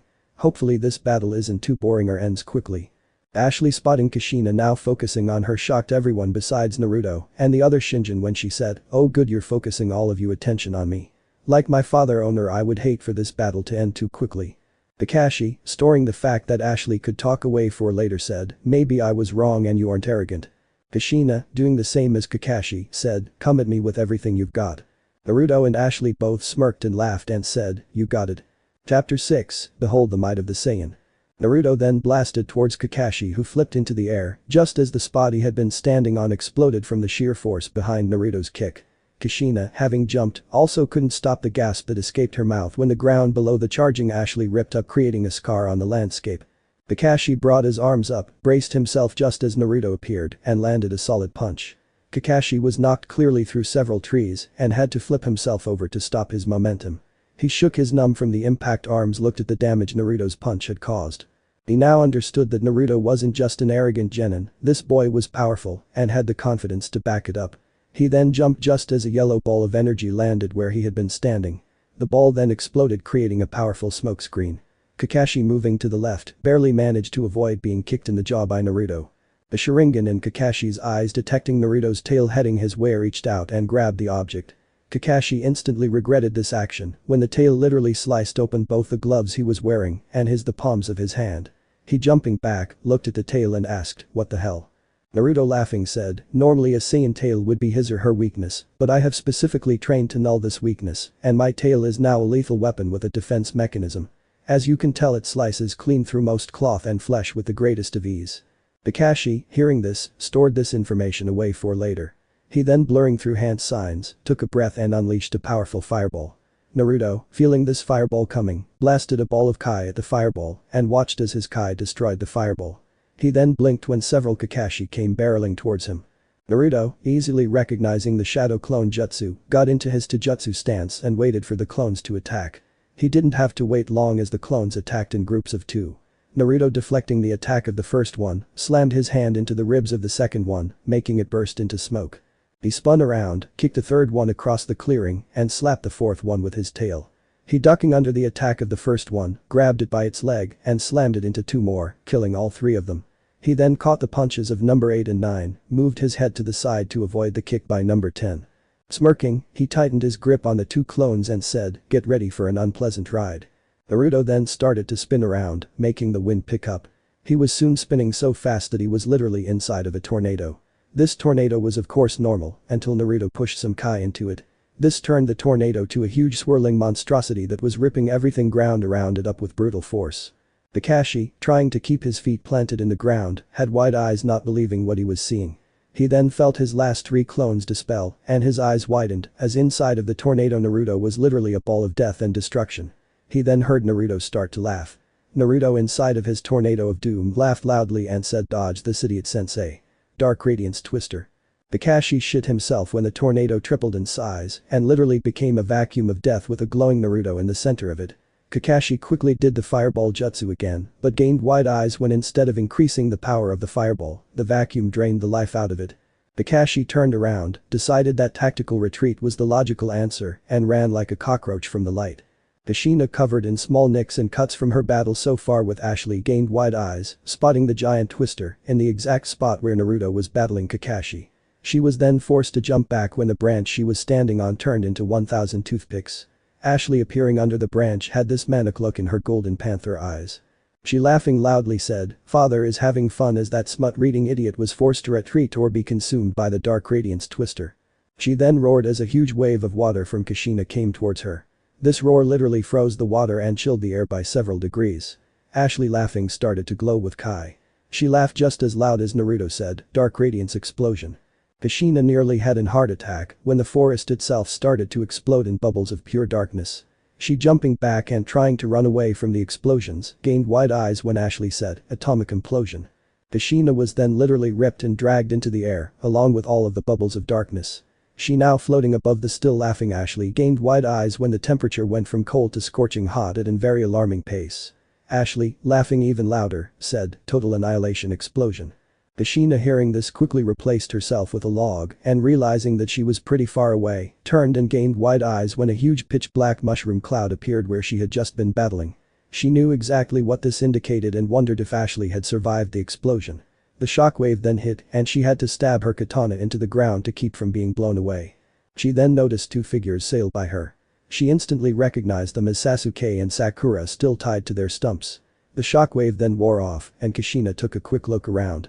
She couldn't help but marvel at the effects of the attack Ashley had used on what she was sure is training ground 8. She, feeling a chakra signature appear beside her, drew her sword and was ready to attack when she realized it was a little roughed up Kakashi. Kakashi, looking at the overturned trees and the split open ground, said, "This is unbelievable." Kushina nodded and said that a panther could create such a devastating attack is outstanding.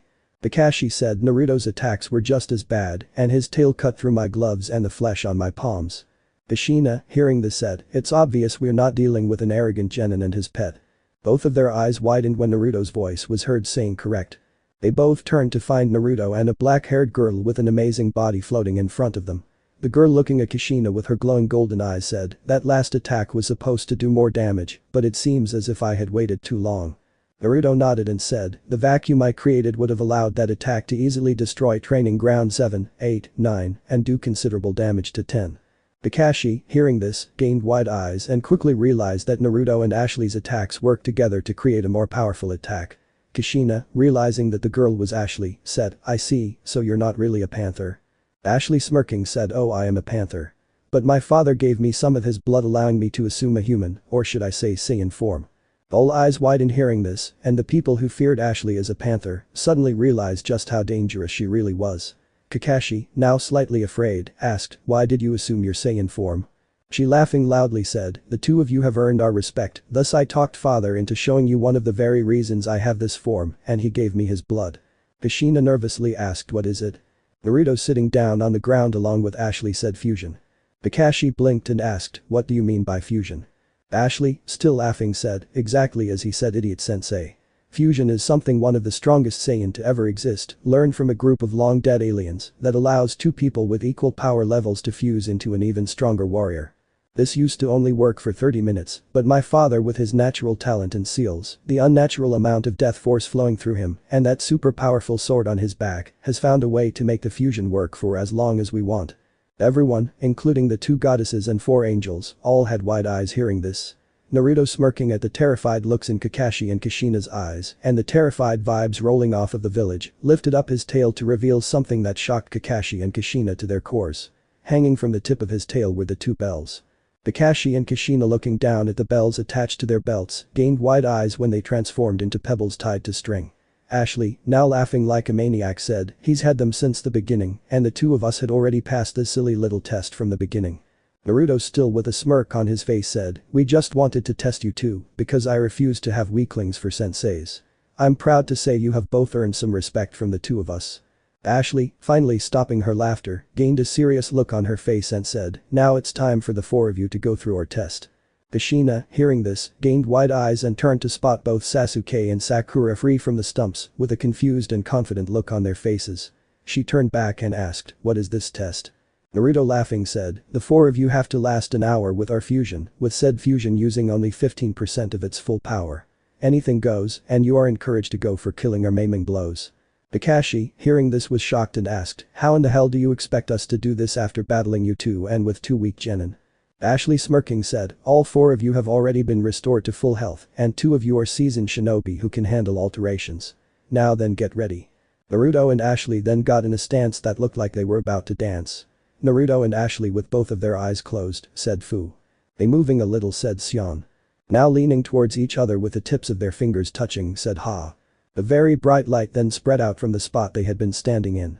A form could slowly be seen taking shape in the light. It looked tall and masculine. The light then died down, and standing there was a being that easily made even the most naughty women in Konoha look like absolute garbage. This being had long black and red hair that had 2 bangs hanging over the middle of the face. Said face was flawless and heart-shaped. The eyes were closed, so what looked like a thick layer of black eyeshadow could be seen. The nose was perfect.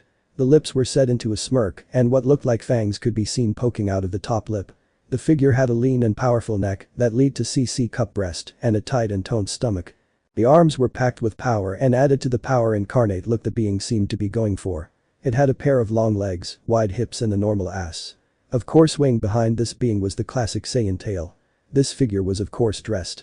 It had on black vest that had orange puffy shoulders. On each wrist was orange armbands. It had a orange sash keeping its pants up, said pants were black. On its feet were orange and black boots. This figure then opened its eyes to reveal silver slitted eyes. It, uncrossing its arms, started to laugh. It then, calming down, looked Kakashi dead in the eyes and said, "Behold thy instrument of doom. I am Shinjin, the fusion of Naruto Shinjin, Prince of all Saiyan and Ashley Shinjin, Princess of all Saiyan. She then gaining an insane gleam in her eyes said, I do hope the four of you can entertain me.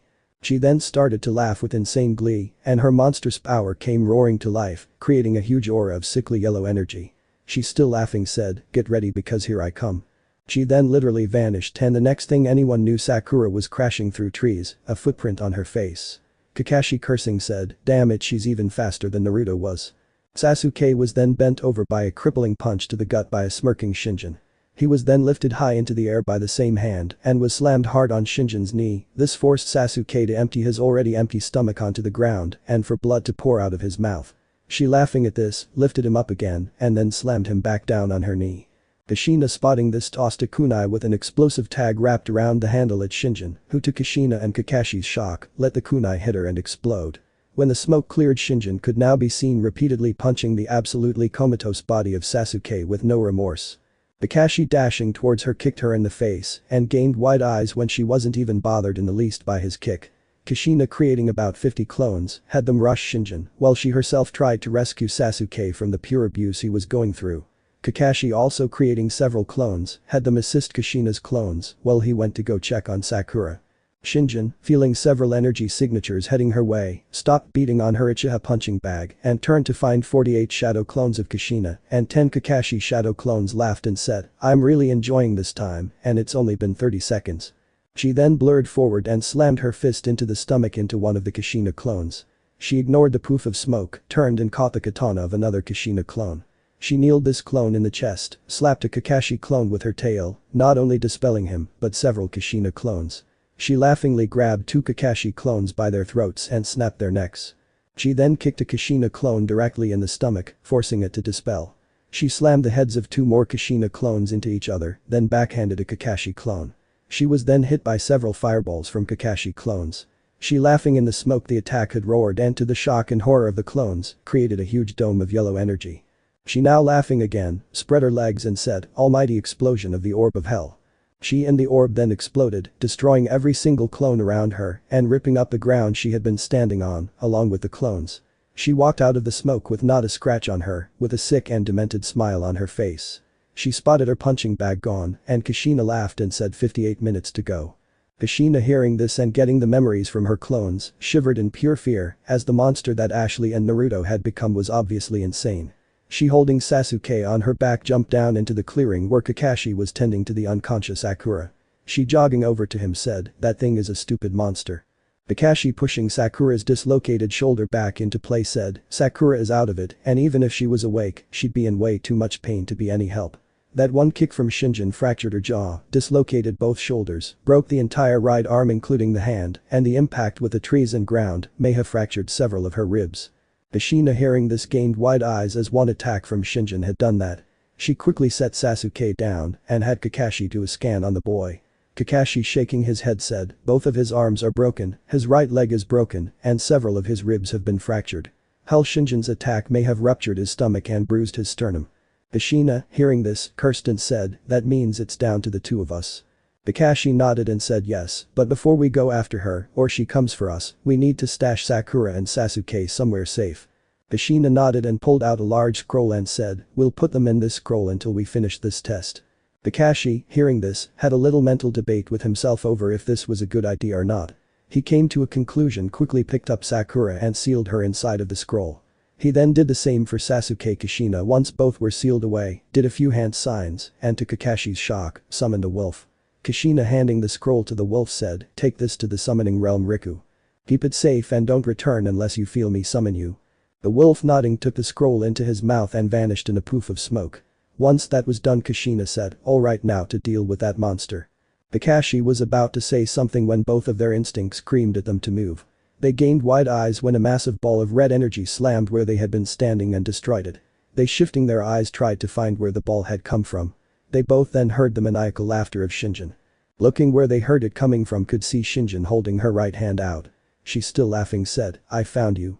Kakashi and Kushina both jumped into action and created a new batch of clones and sent them charging towards Shinjin who laughed and said, you tried this trick already.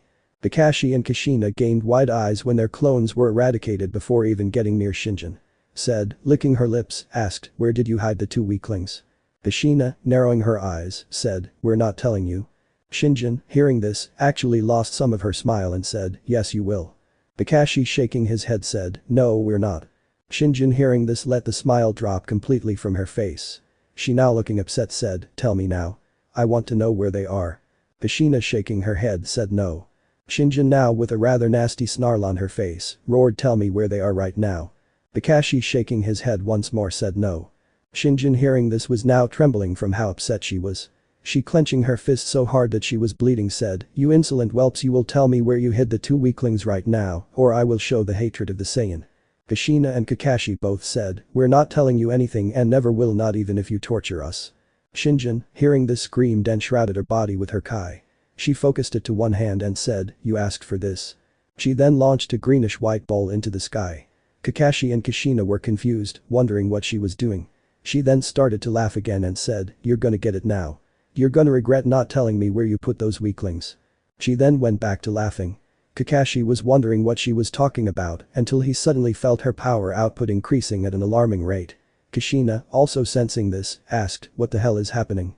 She suddenly got her answer when Shinjin started to go through a change. First she started to grow taller and more muscular. She kept growing until she easily towered over Konoha and everyone watched as thick black fur started to cover her body. Her eyes changed from silver to large red orbs of rage. Her face quickly shifted to resemble that of a gibbon or baboon. The transformation ended when the fur completely covered the body.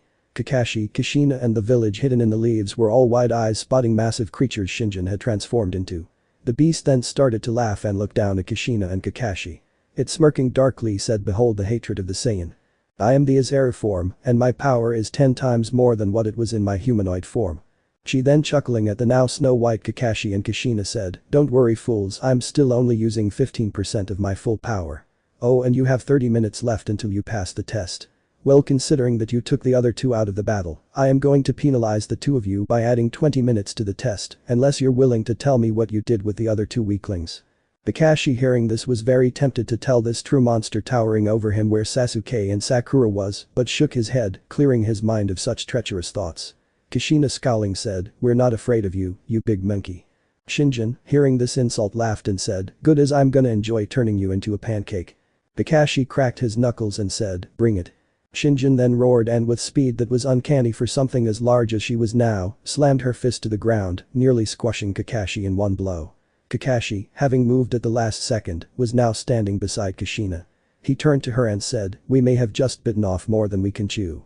Kushina, shaking her head, said, not if I can summon Lana, the boss of the Wolf clan. Kakashi, hearing this, asked, how much time do you need? Kushina said at least 8 minutes, the most 16. He heard this nodded and said alright. Here's the plan.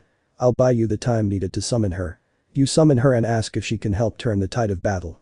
Kushina nodded and said, be careful Kakashi, she's a monster. Kakashi nodded and said, I will Kushina-senpai. He then jumping down, started to go through hand signs and quickly created as many clones as he could. He dashing towards the river blurred through more hand signs and landing on Rat, cried out water style, water dragon jutsu. A huge dragon of water then appeared and launched directly at Shinjin who to his great joy, was actually pushed back by the jutsu. His clones soon joined in on the attack, pelting Shinjin with powerful water dragons that kept pushing her back. Shinjin growling at this opened her mouth and to the shock and horror of Kakashi, unleashed a huge orange beam that wiped out a monumental part of the forest. Kakashi cursing kicked up his attack and started to hit her even more with water jutsu and now the occasional fire jutsu. He of course would have to dodge the beam from Shinjin and was hoping that he lasted long enough for Kushina to summon Lana. He gained wide eyes when Shinjin's massive right foot slammed down on his position and he barely switching with a log in time, literally heard the crunch of the log as it was crushed. He was so distracted by this log that he failed to see Shinjin's right hand heading towards him. He finally noticed a few seconds later, but it was too late. Shinjin wrapped him in her hand and brought him to her face. She with an evil smirk on her face said, I've got you now. She then started to squeeze Kakashi who could feel every bone in his body breaking. He actually had no choice but to scream out in agony. Kushina having enough chakra to summon Lana, flinched hearing Kakashi agonizing screams. She blurring through hand signs, slammed her open hands down and cried out, summoning jutsu. A huge poof of smoke occurred, making Shinjin cut her eyes to the smoke. When the smoke cleared Kushina could be seen standing on the muzzle of a giant dark brown wolf with an eye patch. This wolf was the boss of the wolf summons, and her name was Lana. Lana, spotting Shinjin, whistled and said, "Damn Kushi-chan. I don't know how you happen to be fighting in a Zeru, but I do know this is one damn tough fight." Kushina, blinking, asked, "You know what that thing is?" Lana, chuckling, said, "Of course I do. I was just a little puppy when the last Saiyan was killed." She transformed into an Azeru to try and fight off her enemies. She ended up dying, but killed her enemies before she did so. Kushina quickly asked, "How do we defeat it?" Lana, snorting, said, "We cut off its tail or destroy whatever made it transform." Kushina, hearing this, knew that cutting off the tail was out. She slid her eyes to the ball Shinjin had created and said, "That glowing ball over there is how it became the way it is right now." Lana, cutting her eyes to the ball, said, "Oh shit. It transformed with the help of the Blutz wave ball. You really are in trouble, Kushina. That damn thing can't be destroyed and can only wear off." Kushina, hearing this, groaned and asked, "How long will that take?" Lana said, "From the looks of it, you have about an hour left." Kushina cursed hearing this and then blinked when the bored Shinjin squeezed Kakashi again, making the man once again scream out in pain. Kushina, scowling, said, "We have to battle it, Lana, or else Kakashi will die." Lana, smirking, said, "I was hoping you would say something like that." She then charged towards Shinjin with Kushina on her muzzle. Everyone in Konoha and in heaven was watching this battle with bated breath, wondering what the outcome was going to be. Chapter 7, End of the Test and Missions. Lana and Kushina dashing towards Shinjin gained wide eyes when the ape jumped into the air while still holding Kakashi. She applied pressure to her fist, smirked when Kakashi screamed in agony. She said, "Oh, look, doggy." She tossed Kakashi over her shoulder and ignored it when the man collided with the top of a tree and asked, "Wanna play, doggy?" Lana, hearing herself be called a dog twice, growled and said, "Big stupid ape. I'm gonna enjoy taking a chunk out of you." Shinjin, smiling, dashed forward and tried to punch the wide-eyed Lana, who barely managed to duck under the punch. Kushina, still on Lana's muzzle, created a powerful water jutsu and hit Shinjin's arm with it. Lana then latched onto said arm, making Shinjin cry out in actual pain. She tried to shake Lana off of her and said, "Bad doggy." She was still trying to shake Lana off, growled and opened her mouth to unleash a Kai beam from her mouth. Lana, sensing this, let go and rolled to the left just as the attack was released, once again obliterating a portion of the forest. Lana then tackled Shinjin, forcing her back and further away from the village. Kushina, blurring through hand signs, cried out, "Water style, water trumpet jutsu." Lana, howling, unleashed a huge bolt of lightning that went barreling towards the just standing up Shinjin, who shrieked in pain when the attack landed. Shinjin, now having burnt fur, had an angry snarl on her face. She roared, shocked Kushina and Lana when she shrouded herself in an aura of sickly yellow energy. Kushina, remembering this from her clones, said, "Lana, we need to get back." Lana, nodding, jumped back just as Shinjin exploded, obliterating a huge portion of the forest around her and barely being out of the reach of Kakashi, who was laid out against a tree, most of the bones in his body broken and his Sharingan eyes shut. Shinjin, standing in the falling debris, was completely healed, shocking Kushina and Lana. She, setting her eyes on the duo, laughed and said, "Fools, that wasn't the almighty explosion of the orb of hell, it was the divine absorption of the orb of heaven. It healed me of all of my injuries and got rid of any soreness that was plaguing my body." Kushina, hearing this, cursed loudly as if what Shinjin is saying is true, then Shinjin was right back at prime condition. She blinked when Shinjin said, "You have 20 minutes left." She then, to the shock of Lana and Kushina, literally vanished, and the next thing Lana knew, she was sailing over the tops of many trees, with Kushina barely hanging on. Shinjin appeared and was now cloaked in a silver shroud of energy. Her large red eyes revealed no intelligence, but pure unrestrained power. Lana, getting to her feet, asked, "What the hell just happened, Kushina?" Kushina, climbing onto Lana's head, said, "The hell if I know." Shinjin, roaring, shocked Lana and Kushina when she unleashed a giant orange beam towards the two of them. Kushina quickly slapped a seal down on Lana's muzzle and cried out, "Uzumaki Fuinjutsu, Shield of the Ancients Jutsu." A huge blue barrier then appeared and blocked the massive attack, but shook the area around it. Shinjin, roaring again, unleashed this attack 10 more times until she vanished again, just as the barrier dropped. Kushina, panting heavily, said, "Shit, she actually managed to drain the Shield of the Ancients." Lana, knowing that Kushina was most likely tired, was about to say something when her instinct screamed at her to jump back. She gained wide eyes when Shinjin appeared above her and unleashed a deadly combo on the air and trees. Shinjin, landing, roared once more and started to pound on her chest. Lana blinked, wondering what this was about, while Kushina, spotting Kakashi on the ground, created a clone to send Kakashi to the summon realm in a scroll until the battle was over. Lana then noticed that Shinjin seemed to be trying to do something. She narrowed her eyes and gained wide eyes when Shinjin actually shrunk about 2 feet. Lana then realized what Shinjin was doing.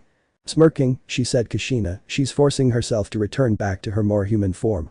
Kushina, hearing this, blinked and actually looked at Shinjin, who had shrunk 10 more feet. Kushina, blinking again, gained wide eyes as Shinjin was nearly back to human size. She jumped down and watched as slowly Shinjin lost all of the fur and returned to a human-like form. Shinjin, screaming, roaring once again, became cloaked in the silver energy from before.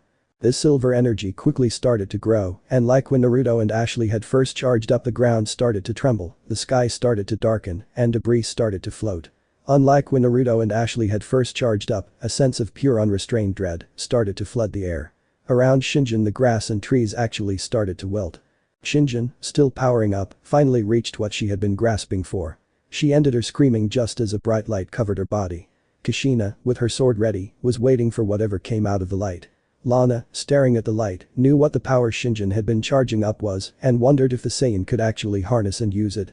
When the light died down, Kira in heaven gained the biggest smile in the universe. Aki gasped, Michelle smiled like her aunt, Gabriella curled an eyebrow, Rachel gasped like her mother, and Lucifer licked her lips. Standing there was a severely changed Shinjin. Poking out of her forehead was thick silver horns that seemed to shine with malice. Her skin was now snow white and not a single blemish could be seen. Her eyes were mix-matched, as one was a darker tone of silver than before, while the other was the same gold as Kira's. Poking out from her mouth, large sharp fangs could be seen. Her arms and legs were covered by silver fur that had small skulls weaved into them. Behind her were skeletal wings that glowed with a supernatural light and seemed to be trying to suck the life and light out of the very air. Her hands were actual bones and shrouded in a layer of darkness. Swaying behind her was her Saiyan tail that was of course silver like her fur and hair now. The most alarming change about Shinjin was that insanity could no longer be seen shining in her eyes. Shinjin, spotting Kushina, let out a laugh that made Kushina feel very hot and Lana to whimper. Kushina asked, "What did you do?" Shinjin, still laughing, said, "You have 10 minutes left, Kushina, and for this last 10 minutes I am going to use the power of Death Force. In case you didn't know, this force is inside of every single living being in small doses, with people who have come close to death many times having large amounts in them. Normally it's impossible for any living being to harness said power, but I have an abnormal amount of said power inside of me due to being the child of the goddess of death. Thus it is not only my right, but my destiny to be able to tap into and use the power of Death Force. Don't worry, Kushina, I'm still only using 15% of my power. In fact, I'll even drop it down to 10%. Kushina, hearing this, narrowed her eyes and asked, "Why would you drop it down?" Shinjin, laughing again, said, "Simple, Uzumaki-san. If I were to use 15% of my full power with this flowing through me, I'd kill you within 5 seconds flat, and those 3 weaklings you foolishly tethered to your lifeline would become part of my Death Force. At 10% I should be able to defeat you without killing you." Kushina, hearing this, was about to say something when Lana said, "She's right, Kushina. The Death Force is the very energy that allows Shinigami-sama to extract a soul from a body without having to fight for it. It's also the energy that Kami-sama places inside of every living thing so that you can be judged when you die." Kushina, hearing this, gained wide eyes. She sighing and said, "Thanks, Lana, you can go back now." Lana nodded and said, "Be careful, Kushina." She then vanished in a poof of smoke. Kushina, once Lana was gone, put her sword down and dropped into the taijutsu style of her clan. The swirling fist. Shinjin, spotting this, dropped into her own style, well, more like the first of the 13 disciplines of death. Shinjin, surging death force through her body, said, "Be happy, as this is the first discipline of death. It's the easiest of the 13 and was taught to me by my cousin Rachel. It is called Shinsmkekken no cardiovascular, and as you can imagine it is very taxing on both the victims and the user's cardiovascular system." Kushina, hearing this, said, "Well, it sounds like I need to avoid being hit and I will have you at a disadvantage." Shinjin, chuckling, said, "Yes, be optimistic, Uzumaki, and maybe you won't get hurt too bad." Shinjin then blurred towards Kushina, who barely managed to dodge to the left. Kushina, coming forward with a punch of her own, watched as Shinjin not only deflected her punch, but kicked Kushina in the calf. This forced Kushina to the ground, where she rolled and tried to sweep Shinjin's legs out from under her. Shinjin jumped over this attempt, turned and kicked Kushina directly in the center of her chest. Kushina, sliding from the force behind the kick, flipped to her feet and reaching into her pockets, tossed out several kunai and shuriken. Shinjin, spotting this, did 2 backflips, avoiding the sharp projectiles. Kushina rushed forward while Shinjin was in mid-flip and actually managed to land a powerful kick to Shinjin's stomach, forcing the fusion to the ground. Shinjin, smiling, shocked Kushina when she, using her tail as a spring, grabbed both of Kushina's legs and brought her legs up. Kushina was then kicked in both breasts before Shinjin flipped all the way over and tossed Kushina towards a tree. Kushina, replacing herself with a log, rubbed her breast as those kicks had hurt. She blurring through hand signs, opened her mouth wide and said water style, water cannon jutsu. Shinjin hearing this blurred her own hand signs and to the shock of Kushina cried out Hyuten, Jack Frost's breath jutsu. As expected Kushina's water cannon was quickly frozen solid and the temperature dropped severely. Kushina, shaking her shock, charged at Shinjin and tried to punch the fusion in the jaw. Shinjin gracefully dodged this attack, kneed Kushina in the stomach, making Kushina fall to her knees and cough up air. Shinjin spotted this and kicked Kushina hard in the chest, forcing the Uzumaki woman to lean up and grab her chest. Shinjin spotted this, kicked Kushina's hands and chest, and did so repeatedly. With each kick that landed Kushina screamed in pain, and Shinjin's smile grew. Shinjin, ending the kicking session, turned around and wrapped her tail around Kushina's throat. She then, using her strength, tossed the Uzumaki across the clearing. Kushina landing struggled to her feet. She shook the cobwebs and pained Shinjin directly in the eyes, determined to not lose. Shinjin, spotting this, smiled softly and said, "You are very impressive Kushina Uzumaki and have impressed both sides of me. In fact you have impressed them so much, they decided to show the utmost respect an elite Saiyan warrior can give to another warrior." She looked up and closed her eyes and waited until Kushina asked, "What is that?" She smiled softly and said, "A painless and noble defeat." Shinjin then gained a serene smile on her face and said, "Therefore I am going to defeat you with a very special move that will make this victory all the better." Shinjin then vanished and for some reason everything went pitch black. The sound of flesh being hit could then be heard, along with several moans. When the darkness finally cleared up, Kushina was laid out on the ground, a blissful look on her face, and her top missing revealing her sore red breast. Shinjin standing a few feet from Kushina had a clear substance on her 2 fingers. Glowing in the middle of her forehead the kanji for pleasure could be seen. Shinjin sticking her 2 fingers in her mouth pulled them out and said, "The ultimate pleasure." Flashing orgasm finger. Jaws literally dropped hearing this, and Jiraiya who had been in the village instantly started making plans on learning of this attack. Shinjin giggling said, "You taste scrumptious Kushina-san." After she said this the fusion wore off and Naruto and Ashley appeared. Naruto shaking his head turned and gave Ashley a deadpan look. Ashley, whistling an innocent tune asked, "Why are you looking at me like that?" Naruto said, "We were supposed to just knock her out, not do something perverted." Ashley, still whistling innocently, said, "I have no clue what you're talking about." Naruto still giving the girl a deadpan look said, "Sure you don't." An hour later, Kushina finally started to come out of her daze. She groaned, sat up and rubbed her head trying to recall what happened. She remembered gaining an atomic blush and quickly covered her chest. She heard munching and blinked and looked to find Naruto sitting beside Ashley, a bowl of hot ramen in his hand, and Ashley who was eating a rabbit raw. Naruto, noticing that she was awake said, "Welcome back to the land of the conscious." Kushina asked, "How long was I out?" Ashley taking a break from her rabbit said 2 hours. Kushina's eyes nearly popped out of her head hearing this. She standing and then wobbling quickly summoned Riku, who gave her both scrolls and vanished. She unrolling both scrolls summoned all 3 of the people she had sealed. She flinched, spotting the state Kakashi was in while Ashley snorted. Naruto rolling his eyes knowing what said snort meant snapped his fingers and Kushina gained wide eyes when all 3 people was fully healed and Kakashi woke up. She turned to look at Naruto with wide eyes and asked, "How did you?" Ashley said, "We both have the sister power of death force flowing through us and he has managed to learn how to heal people using this power. That's how." Kakashi, standing to his feet, asked, "Did we pass the test? Did Kushina-senpai defeat Shinjin?" Naruto sighing said, "Yes you passed the test, but only because Kushina-sen earned our respect. No, she didn't defeat Shinjin, and you are still idiot sensei." Kakashi's eyebrow instantly started to twitch after hearing this. Kushina ignoring this woke Sasuke and Sakura up. Sasuke once awake glared at Naruto and said, "Dope, I demand you give me your power. Only an elite like myself deserves power like that." Ashley rolling her eyes along with Naruto said, "Shut the hell up you arrogant emo wannabe avenger. Kami hearing you bitch so much makes me wish that Itachi had killed you weak stupid when he killed the rest of your filthy clan." All eyes except for Naruto's eyes widened hearing this and Sasuke started to shake with anger. Naruto sighing said, "That was uncalled for Ashley, if the dumb stupid wants to hold on to the past and harbor hatred for his older brother, who was an Anbu by the age of 13, then let him do so. Frankly I don't give 2 flying shits, just as long as he doesn't get in my way." Sasuke, now shaking with rage, roared and charged at Naruto and Ashley. This of course ended up with him receiving a double slap by both of their tails, sending him flying towards a tree. A loud crack was heard when Sasuke met the trunk of the tree and the boy was once again unconscious. Sakura, of course forgetting the literal stupid kicking she got earlier from the 2 Saiyan, screeched and tried to hit Naruto. She, like Sasuke, was slapped by a tail and landed in a heap on top of the Uchiha. Naruto snorted, stupid idiots, the both of them. Ashley nodded and said, no arguments here. Kushina and Kakashi both had huge sweat drops on the back of their heads and wondered what the hell was wrong with Sasuke and Sakura. The next day, Naruto could be seen literally sitting in the air as below Sasuke and Sakura painted a very old and metal fence. This was the third mission of today, and it was nothing but a menial chore that Naruto refused to do. Ashley had also refused to do them also and was off hunting something somewhere.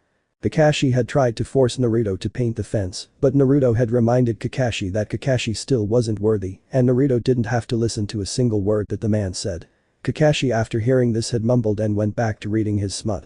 Kushina didn't say anything to Naruto, because honestly she agreed with him that this was nothing but menial chores that the civilians were too lazy to do, so they hired Genin to do for them. Sakura, wiping her large forehead, glared up at Naruto and said, Naruto Baka, get down here and paint. Naruto, ignoring the pink-haired girl, was tracking Ashley as the panther stalked a rather plump member of the civilian council. The man hadn't even realized that Ashley was stalking him or how close to death he was. Naruto had actually ordered this hit after discovering that the man and his brothers had been using the Shinjin name to have their way with young boys and girls. This man in particular was fond of 8-year-old girls, and this absolutely disgusted and pissed Naruto off.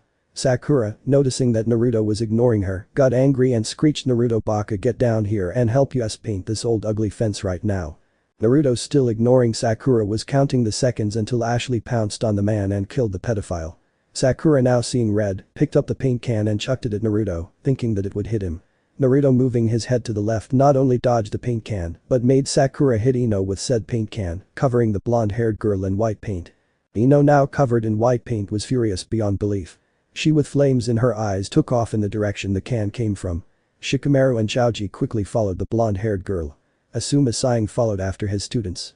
Ino, spotting Sakura and Sasuke standing beside a half-painted fence, clenched her fist as Sakura had another paint can and was about to throw it into the air.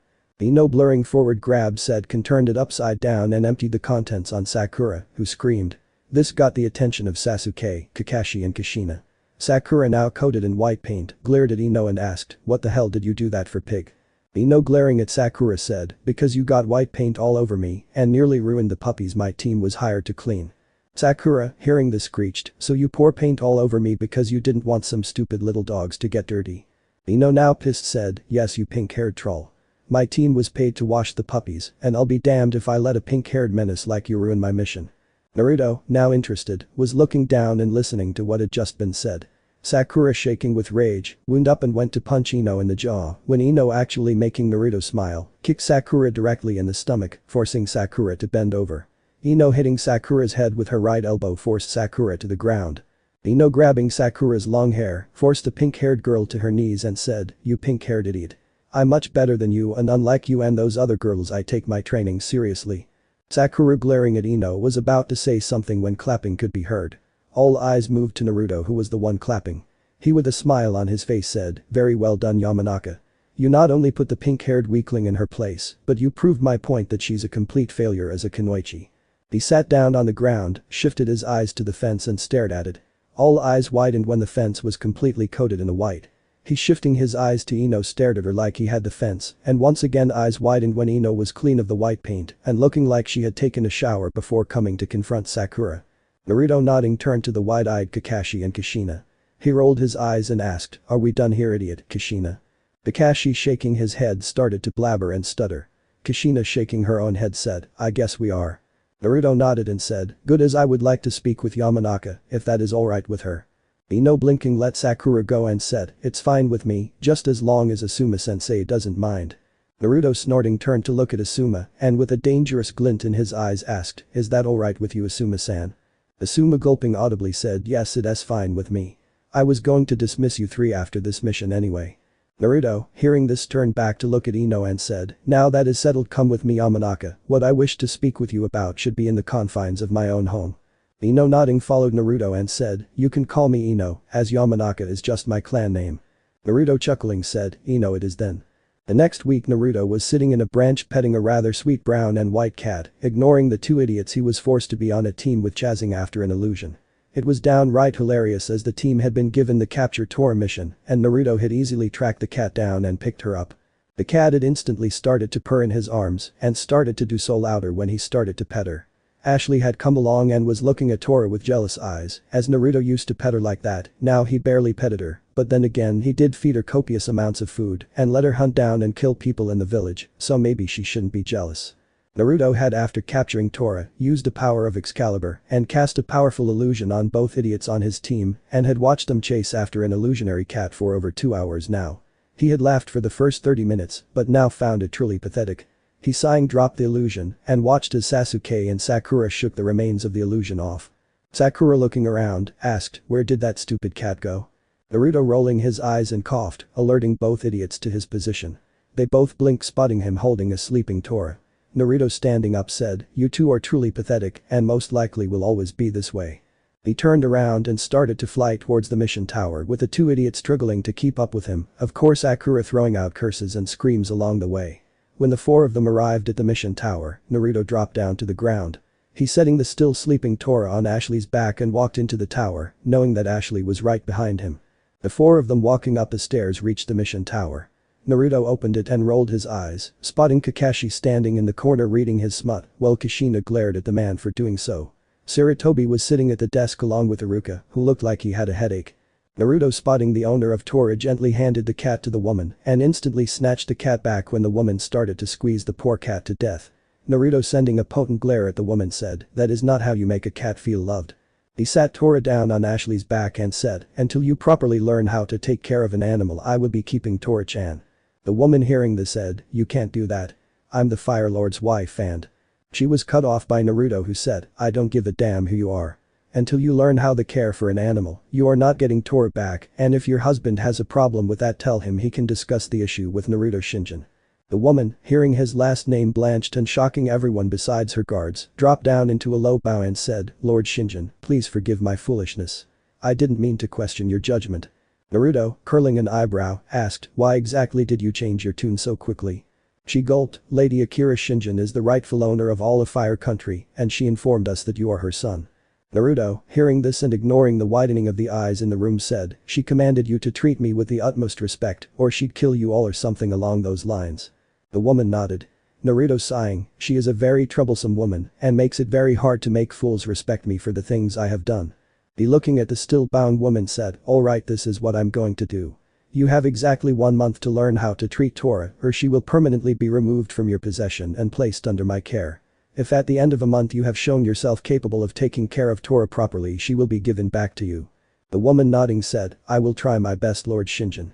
She and her guards then left the room. Naruto, turning to look at the crying and Joy. Tora rolled his eyes and said, "Don't get too excited, Tora. As for the month that you're under my care, you will be training with myself and Ashley. In fact, in order to get you in better condition, you will come with us into the chamber."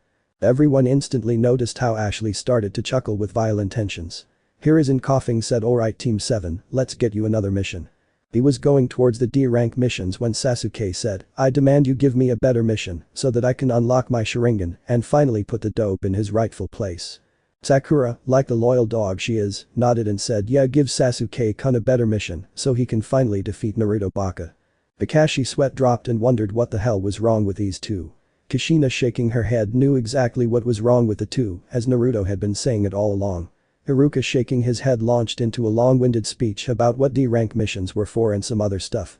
He blinked, finding Naruto and a Saiyan form, Ashley playing poker, Sasuke scowling, Sakura pestering Sasuke, Kakashi reading his book, Kushina polishing her sword and Sarutobi reading his own book. Iruka, with a twitching eyebrow, asked, "Is anyone even listening to me?" Ashley, pushing all of her chips up, turned to him and asked, "I'm sorry, did you say something?" Iruka, now with both of his eyebrows twitching and several tick marks on his forehead, understood how Guy must feel when Kakashi did that to him. Kushina, looking at Sarutobi, said, "I say we give them a C rank, it's not like they can't handle it. Plus with me and Kakashi there, it will be just fine." Hiruzen, putting his book away, reached for the C rank pile and looking the scroll over, said, "Alright, your mission is to the country of Wave and you are to escort Azuna the bridge builder home safely." Azuna then walked in and blinked, spotting the protection he paid good money for. As you can imagine, he wasn't pleased with what he was seeing. He, turning to Sarutobi, and asked, "Is this what I paid for? I thought I was getting a team of ninja, not a confused pink-haired boy and brooding emo avenger and a cyclops." Naruto, laughing, said, "2 of the 3 you just insulted are weaklings, while the last one is an pure idiot." Azuna, turning to look at Naruto, gained wide eyes and bowed, saying, "Lord Shinjin." Naruto and everyone else blinked hearing him say this. Naruto quickly asked, "How do you know who I am?" Izuna, still bowing lowly said, "Lady Michelle visited my country nearly a year ago after a terrible personal tragedy hit my family. My daughter was about to kill herself when Lady Michelle told her to be patient as her dearest little cousin would come to our country and Wave would bear witness to his ascent into Super Saiyan." Naruto, hearing this blinked and said, "Well, seeing as Michelle has future vision, then I guess I'll be reaching Super Saiyan status soon." Ashley with a smirk on her face said, "Great, soon our fusions will have a new level of power." Naruto nodding was about to say something when a scroll literally dropped from the very air directly into his hands. He blinked, looked at the scroll and gained wide eyes recognizing the handwriting of his aunt. He opened the scroll, read its contents and then handed the scroll to Ashley for her to read. Ashley once finished reading the scroll burned it and started to laugh loudly. She stopped her laughter and asked, "Hey, Kushina-sensei, how do you feel about a mission from Kami herself to end the bloodline purges in Kurigakure?" Kushina and everyone in the room all gained wide eyes and Kushina asked, "Is that what was in the scroll?" Naruto snorting said, "Technically it was a kill order on Yugura the 4th Mizukage and all those loyal to him, but it can be considered ending the pointless bloodshed plaguing Kurigakure." Kushina, hearing this said, "I would be honored." Ashley smiling said, "Good, as the reward for you is a legendary sword like father has." Kushina blinked and asked, "Which sword?" Naruto closing his eyes and looking out the window, said, "Sanga, the lost sword of the great dog demon." Everyone in the room gained wide eyes hearing this as that sword had been sought out by many people seeking its massive power. Kushina with a dry mouth asked how. Ashley giggling said, "Kami has had it this entire time." Naruto, ignoring the shock said, "Enough talk. Go pack, all of you.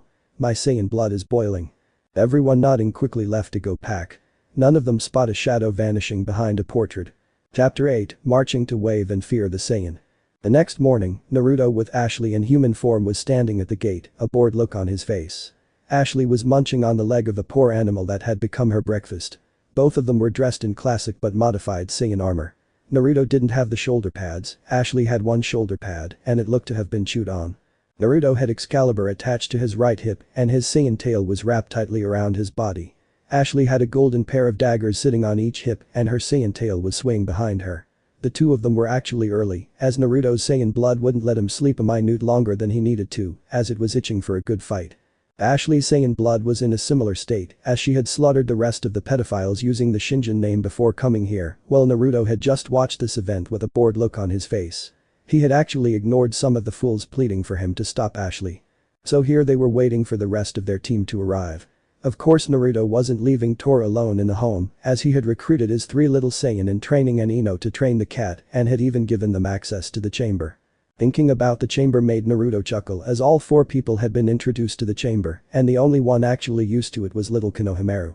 The brat wanted to be just like Naruto and didn't back down from any challenge. When Naruto had first met the brat, he had dismissed the boy and called him low-class trash. The boy had then challenged Naruto to a battle every day since then and Naruto had started to grow to respect and like the boy until one day Konohamaru's punk stupid instructor tried to reprimand Konohamaru for bothering him. Naruto had quickly fixed that situation and told Ibisu that Konohamaru wasn't bothering him, but he was actually getting ready to start Konohamaru on the path of the elite Saiyan. Ibisu had quickly tried to talk Naruto out of it but ended up being hit in the face by a blue rose special. The man's face was still slightly blue and rumor had it mouth had several ulcers in it. Konohamaru had afterwards asked him if he had been serious and Naruto had smirked and said, "Welcome future Saiyan warrior to the first day of your new life." Since then he had been training the boy to the ground and unlocked the boy's kai.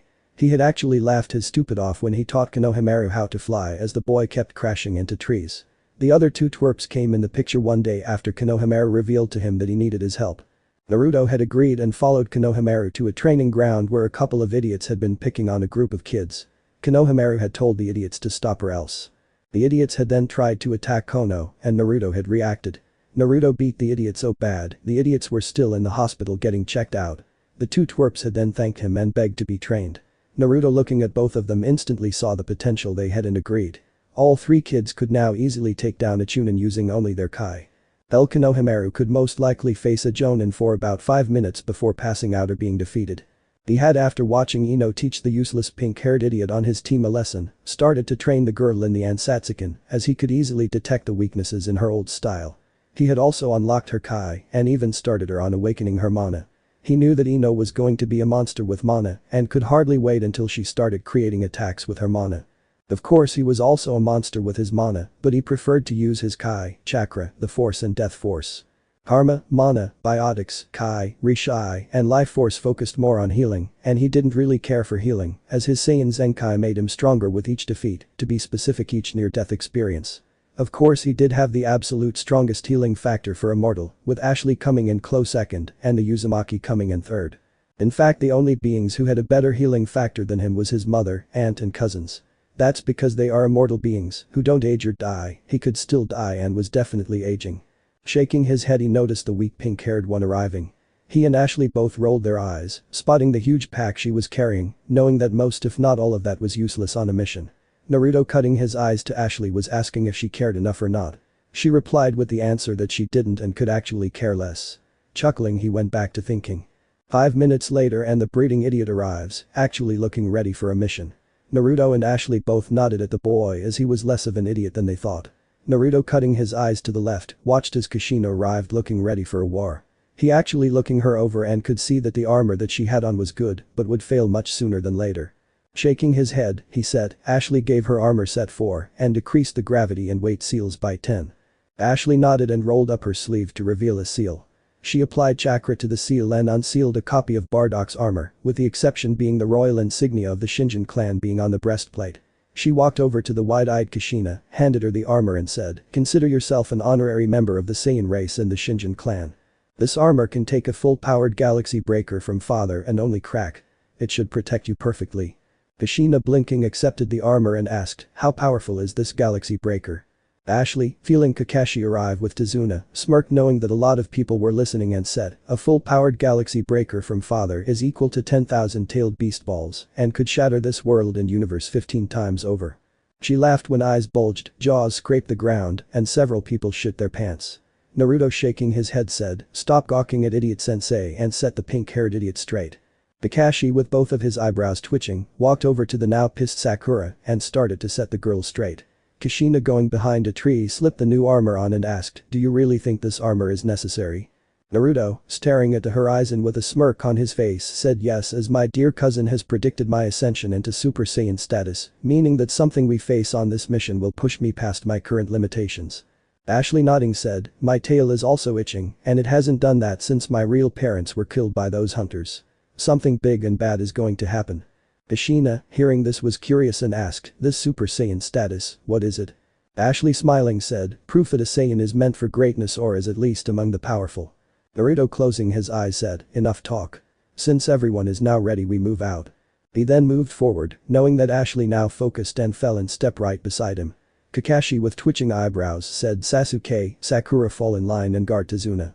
Sasuke scowling moved to guard Tazuna, with a furious Sakura doing the same. Kushina, sighing, looked down at her armor and said, here we go. Team 7's first C-rank mission. She then walked out of the gate following Kakashi. A day later we can find Naruto and Ashley staring at a puddle down the road with deadpan eyes. Ashley, turning to Kushina, asked, are they serious? Kushina and Kakashi were sweaty and asked, what do you mean? Naruto rolling his eyes and said, don't play dumb with us Kushina, we know you noticed those two idiots, not those two morons hiding in that simply pathetic Hanasanin Genjutsu down the road. Kakashi blinked and asked, why did you say don't play dumb with us Kushina, but not me? Ashley snorted, you're not playing, you really are that dumb idiot sensei. Kakashi's eyebrows started to twitch and he was dangerously close to attacking Ashley. Kushina, ignoring Kakashi, sighed and said, we were trying to figure out who they were after. Naruto, hearing this said, it's actually obvious who they're after. Ashley nodding said, they're after Tazuna, who obviously lied about the mission details and rank. My guess is that his country or village is under the thumb of some short tyrant who either did a public execution or has a huge army of hired goons that keep his country or village under his control. Naruto noticing Tazuna Finch said, it was the execution from the flinch and it was most likely someone close to the old drunk. My guess is a son or son-in-law. Ashley spotting Tazuna double flinch, said son-in-law, and if my gut is right, there was another execution, and it was again someone close to Tazuna, most likely a grandchild, which would make sense as he did mention that Michelle Wani stopped his daughter from killing herself after a personal tragedy. Tazuna now had tears in his eyes. Naruto narrowed his eyes at this snort and aimed his right hand at the puddle. He pumped his Kai through his body and said observe and behold the might of one of the only mortal Shinjin and princes of all Saiyan. Ashley smirking aimed her hand at the puddle also and said, make that both mortal Shinjin and both the prince and princess of all Saiyan. Both people now having an enormous amount of Kai flowing to their hands, said Dice come. Dark Radiance Plasma Wave. All eyes widened and Tazuna gasped when two gigantic beams of the darkest black fired out of their hands and slammed into the puddle. A huge explosion occurred and smoke literally filled the air. When it finally cleared, Tazuna took several steps back, Kakashi broke out into a cold sweat, Sasuke shook with jealousy, Sakura turned as white as snow, and Kushina did the perfect imitation of a fish. There was a gaping hole where the puddle had been, and electricity could be seen sparking inside of said hole. Naruto lowering his hand shook his head and said, still needs work. Ashley pouting lowered her hand and said damn I thought we had it that time. Naruto looking Tazuna directly in the eyes said that Tazuna is the might of the Saiyan and that move isn't even perfected yet. All eyes widened this time and Kakashi, Tazuna, Sakura and Kushina all thought that move isn't perfect. Dear sweet Kami I don't want to see it when it is perfected. Sasuke on the other hand clenched his fist and thought why does the dope and his stupid pet have so much power? I should have that power, not him. I'm the elite. Ashley stopping her pout snapped her fingers and healed the hole, making everyone gape. Naruto snorting said life force and mana. Now stop gawking and come along. He then once again moved forward with a skipping Ashley following him. Tazuna shaking out of his shock quickly followed the two Saiyan, actually feeling hope fill his body as these two were extremely powerful. Kushina shaking her head followed the three thanking Kami that Naruto, Ashley and that monster Shinjin had only been using 15% of their full power, as if that attack was any indication there was much more power. Kakashi still sweating quickly ushered the still shocked Sakura and seething Sasuke forward while thinking over his plan to make Ashley and Naruto respect him. 2 days later and Team 7 was sitting in a boat being slowly paddled across a large body of water in a dense mist. Naruto actually had his eyes closed, but his tail was swaying with excitement behind him as his Saiyan blood was now howling that a battle was coming up that would give him a proper test. Ashley sitting beside Naruto was licking her lips and clenching her fist as her Saiyan blood was doing the same as her father. She could feel the powerful battle that was coming up soon. Kushina looking at the two Saiyan could tell that they were excited about something and if her gut was right, she was about to witness some more of the mighty power of the Saiyan. Kakashi reading his smut was now fine with being idiot sensei and would accept the title with pride as he knew now that challenging Naruto or Ashley was a death wish and he liked living. Sakura was now deathly afraid of Naruto and Ashley as she knew that the two of them could kill her with a flick of their fingers and neither would feel a drop of remorse for doing so. To them she was a useless and weak idiot who wouldn't even make a decent human shield. Sasuke was still seething at the power Naruto and Ashley had shown and was ready to demand to be given that power. Tazuna on the other hand was wondering how Geto would deal with the two Shinjin and if the wave would really bear witness to an ascension. The boat handler was looking at who Tazuna had confirmed to be Lord and Lady Shinjin with dubious eyes, not believing that the two 12-year-olds were as powerful as Lady Michelle had made them out to be. Naruto, opening his eyes as they reached land, stood up and said, it's nearly time Ashley. Ashley standing up with glowing golden eyes said, I can't wait father. Naruto turning to look Kakashi and Kushina directly in the eyes said, a powerful opponent or opponents is somewhere near, my Saiyan blood can feel it. They're ours and if either of you even try to jump in. Ashley with cold gold eyes said, you'll be wiped out from existence. No, not only will we kill you, but we'll eradicate your very presence from every possible universe, every possible existence, so that when you die here, every single version of you will die and cease to exist. Naruto focusing on Kushina said, Sensei and honorary Saiyan or not, you will be removed from existence. He then turned around and started walking. Ashley eye smiling at the shell-shocked and terrified Kushina and Kakashi turned around and followed her father. Kakashi gulping said understood. Kushina, sighing said, as you wish. The rest of Team 7 then followed the two Saiyan into the mist. Seconds later Naruto blasted a bush. Ashley looking at said bush said, 2 dead rabbits. Their fur is white, meaning they were kept inside. Naruto smirking said, someone used the replacement jutsu. Both people heard the air being sliced and footsteps smirked. Ashley lifting up her hand caught the handle of a very large blade that Kushina and Kakashi both recognized instantly. Naruto on the other hand moved Excalibur's sheath to block a very heavy swing from another weapon Kushina and Kakashi both recognized. Naruto turning his head found himself staring Kisame Hoshigaki, the monster of the hidden mist directly in the eyes. Ashley smirking was looking Zabuza Mamachi, the demon of the bloody mist directly in the eyes. Kisame smirking himself said, well it looks like this kid has some good reflexes. Zabuza snorted, girl give me back my sword and I won't kill you. Ashley, gaining an insane look in her eyes, started to laugh with maniacal glee.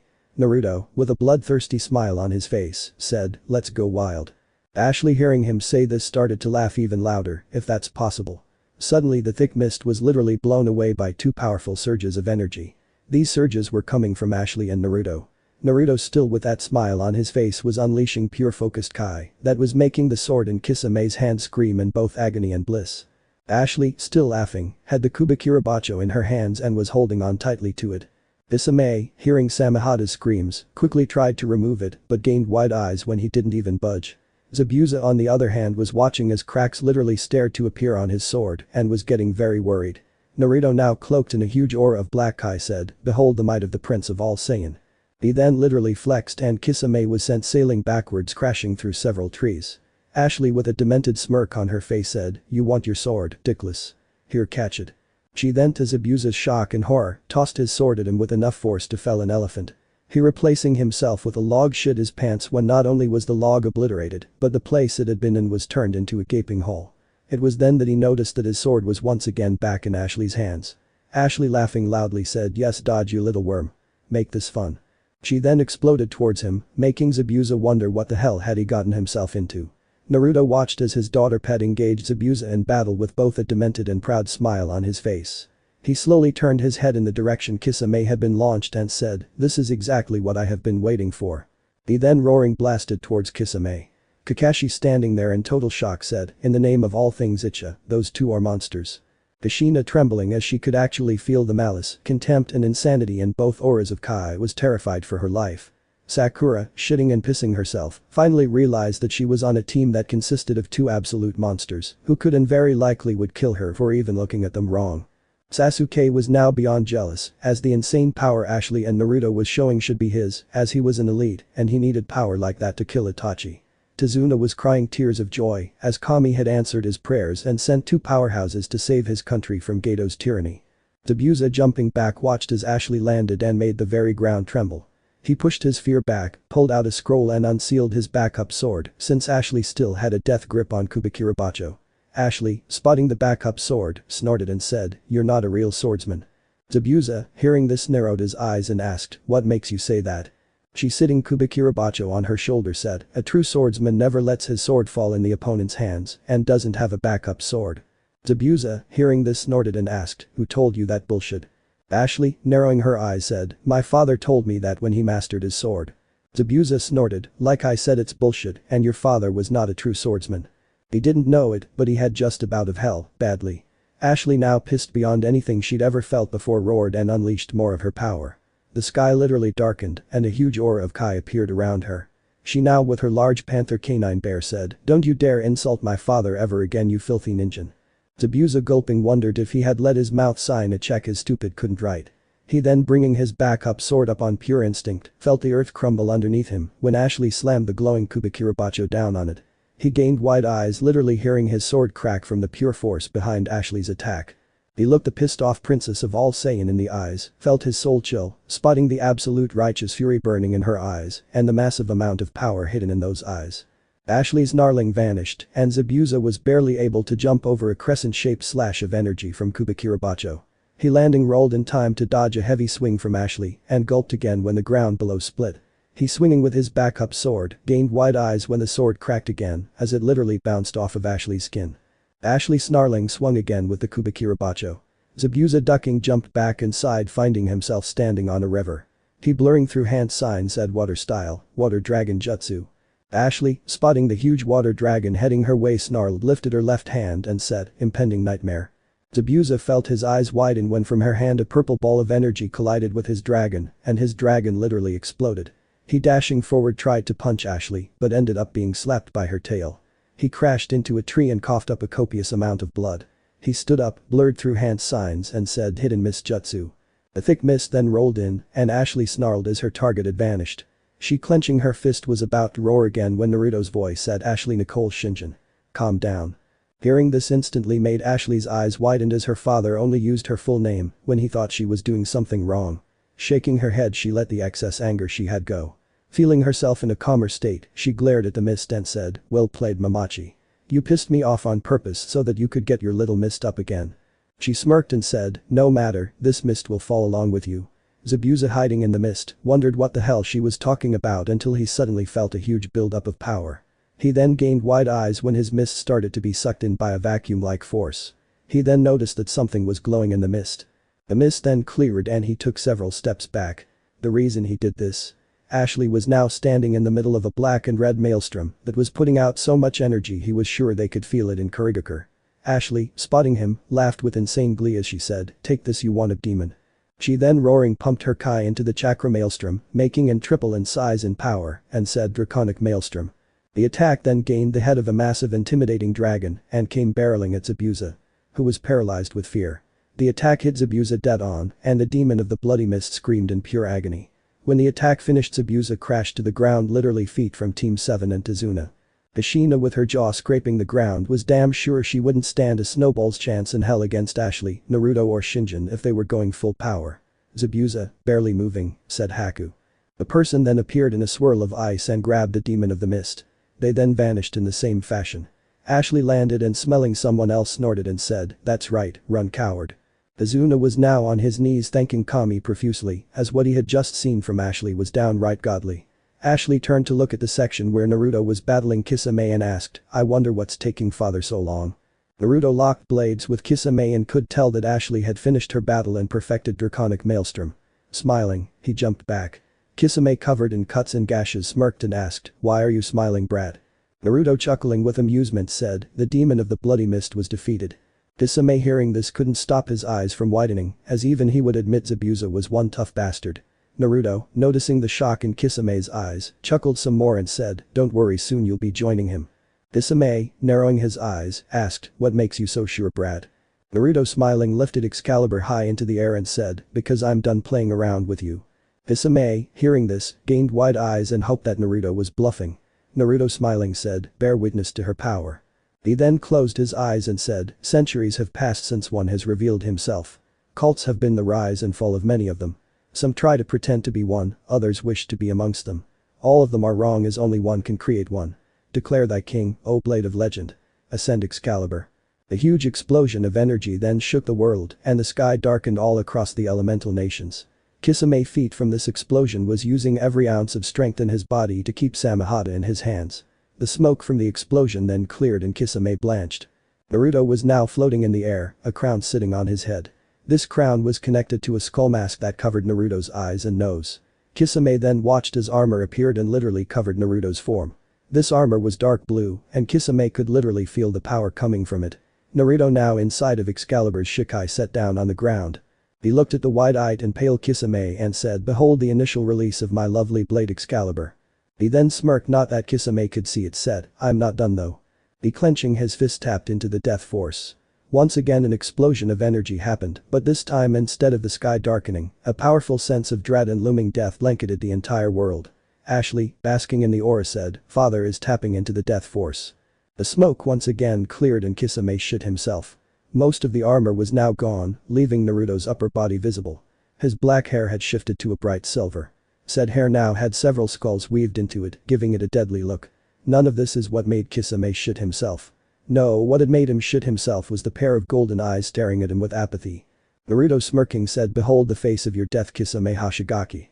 Naruto laughing with demented glee said, "Kasama has already signed your death certificate and Oba-sama has given me to go ahead to purge you from this world." He then bringing his massive aura of energy forward said, "Fear me, O monster of the hidden mist, for I have become death." Naruto then roared and Kisame found himself sailing through the trees, pain racking his body. When he stopped crashing through trees he was back where the battle had started. He was coughing up blood and struggling to his feet. Ashley, looking at him, smirked and said, "Oh yeah, father is about to kill you." Kisame turning to her gave her the finger and said, "I'm not going to die." He then stilled when the hollow and intimidating voice of Naruto asked, "Yes you are." Kisame quickly swung Samehada but gained wide eyes when Naruto knocked the attack away. Naruto punching Kisame in the stomach watched as the man lifted up from the ground. Naruto kneeing the man in the face, watched as Samehada slowly fell from his hand. Naruto punching the man in the chest heard the ribs break. He then kicked Kisame and watched the man roll towards the wide-eyed Sakura.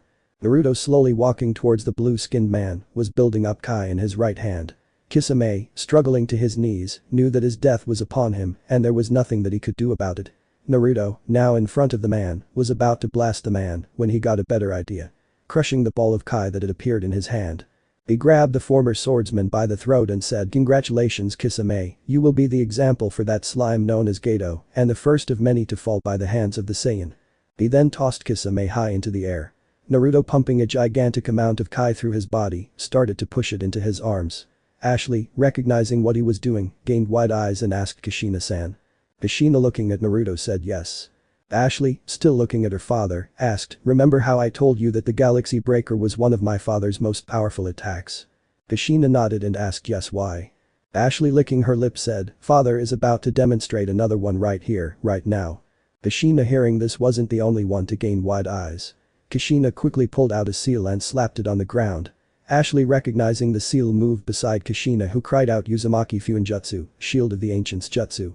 Ashley, watching the blue shield appear, placed her hand on it and pushed some mana and life force into it. Naruto, somehow knowing that Ashley and the others were safe, said, "Behold the might of the Saiyan. Dark Radiance Blackbuster Cannon." He then fired from his arms and hands a gigantic ball of pure black Kai that collided with the falling Kisame. An enormous explosion then occurred. Gato, in his hideout, feeling the ground shake, turned his head and gained wide eyes, spotting a huge black mushroom cloud that actually shifted into a roaring ape pounding on its chest. The mushroom cloud then lifted into the air and a shockwave ripped through the land. This shockwave was felt all the way in Konoha as several windows shattered and some buildings collapsed. Sarutobi in his office stopped what he was doing and looked out at his widow. He gained wide eyes, just barely being able to make out the fading mushroom cloud.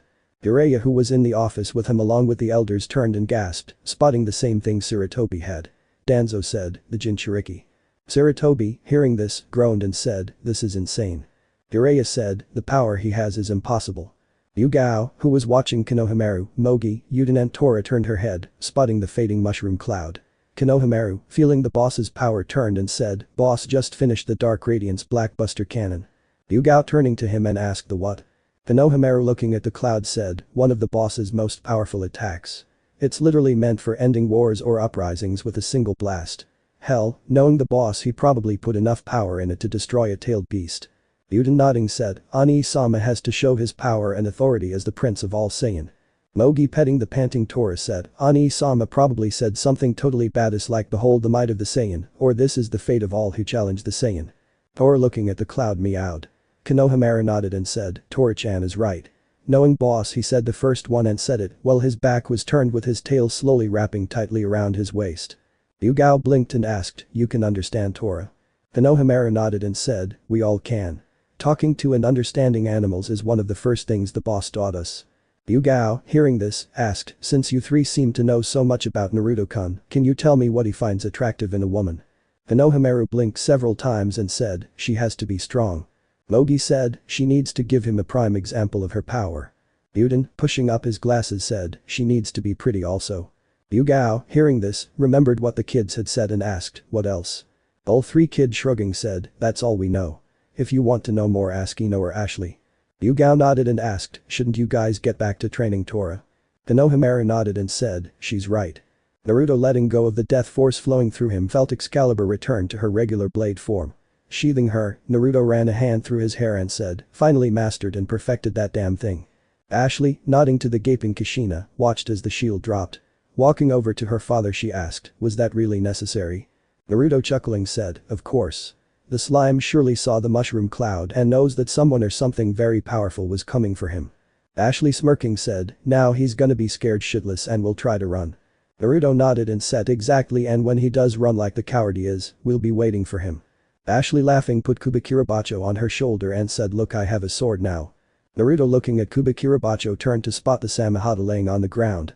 Using his tail, he wrapped it around the handle and brought it forward. He grabbed Ashley's other hand and placed the handle of Samahata in it and said, "No, you have two swords now." Ashley, hearing this, blinked and asked why. He, chuckling, said, "We both know that Excalibur is no ordinary sword, and if I really needed to, I could transform her into about 30 swords, give or take a few. So I want you to be trained to use two swords, so that if one of them is in need of repair or someone disarms you of one, you can use the other." Ashley, hearing this, could understand the logic in what he said. Both Saiyan blinked when Tazuna bowed lowly to them and said, "Oh great and powerful Lord and Lady Shinjin, I am not worthy." Both Saiyan, curling an eyebrow, said, "No you are not, but we will humor you." Tazuna, hearing this, started crying tears of joy. Kushina, shaking her shock away, knew without a doubt that the two had gone easy on her and Kakashi. Said man was nodding to his decision to be idiot sensei, as what he just saw confirmed that Naruto and Ashley were monsters who wouldn't even hesitate to stamp out his life and probably laugh about it. Sakura was now throwing everything she had ever been told or thought about Naruto and Ashley away, as she had seen their power firsthand and the two did not like her. They would kill her without even blinking and then say she got in the way. Shivering, she was swearing to never, ever do something so foolish as to get in their way. Sasuke, now jealous beyond belief, marched up to both Saiyan and said, "Dope, I demand you give me your sword and your power. Only an elite like myself can use them properly." Naruto and Ashley, both giving the boy a deadpan look, said, "Piss off, idiot." Sasuke, snarling, went to grab the two when he was given a double tail slap, sending him crashing into the nearest tree. He was once again knocked unconscious, but this time he had received a concussion and broken jaw from the tails. Naruto, shaking his head, said, "The idiot will never learn." Ashley said, "Stupidity is a disease he cannot get rid of." Naruto, looking at Kakashi, said, "Idiot sensei, carry the idiot Uchiha. We're moving out." Kakashi nodded and said, "You got it." He then walked over and picked up Sasuke. Ashley, curling an eyebrow, said, "It seems as if idiot sensei has realized his place." Naruto snorted, "About time." He then turned around and walked away, with the rest of the group following him. For part 2, do subscribe and press the bell icon on. For now, you guys should watch the story, which has a similar title but different storyline, so click on it. I will see you all there.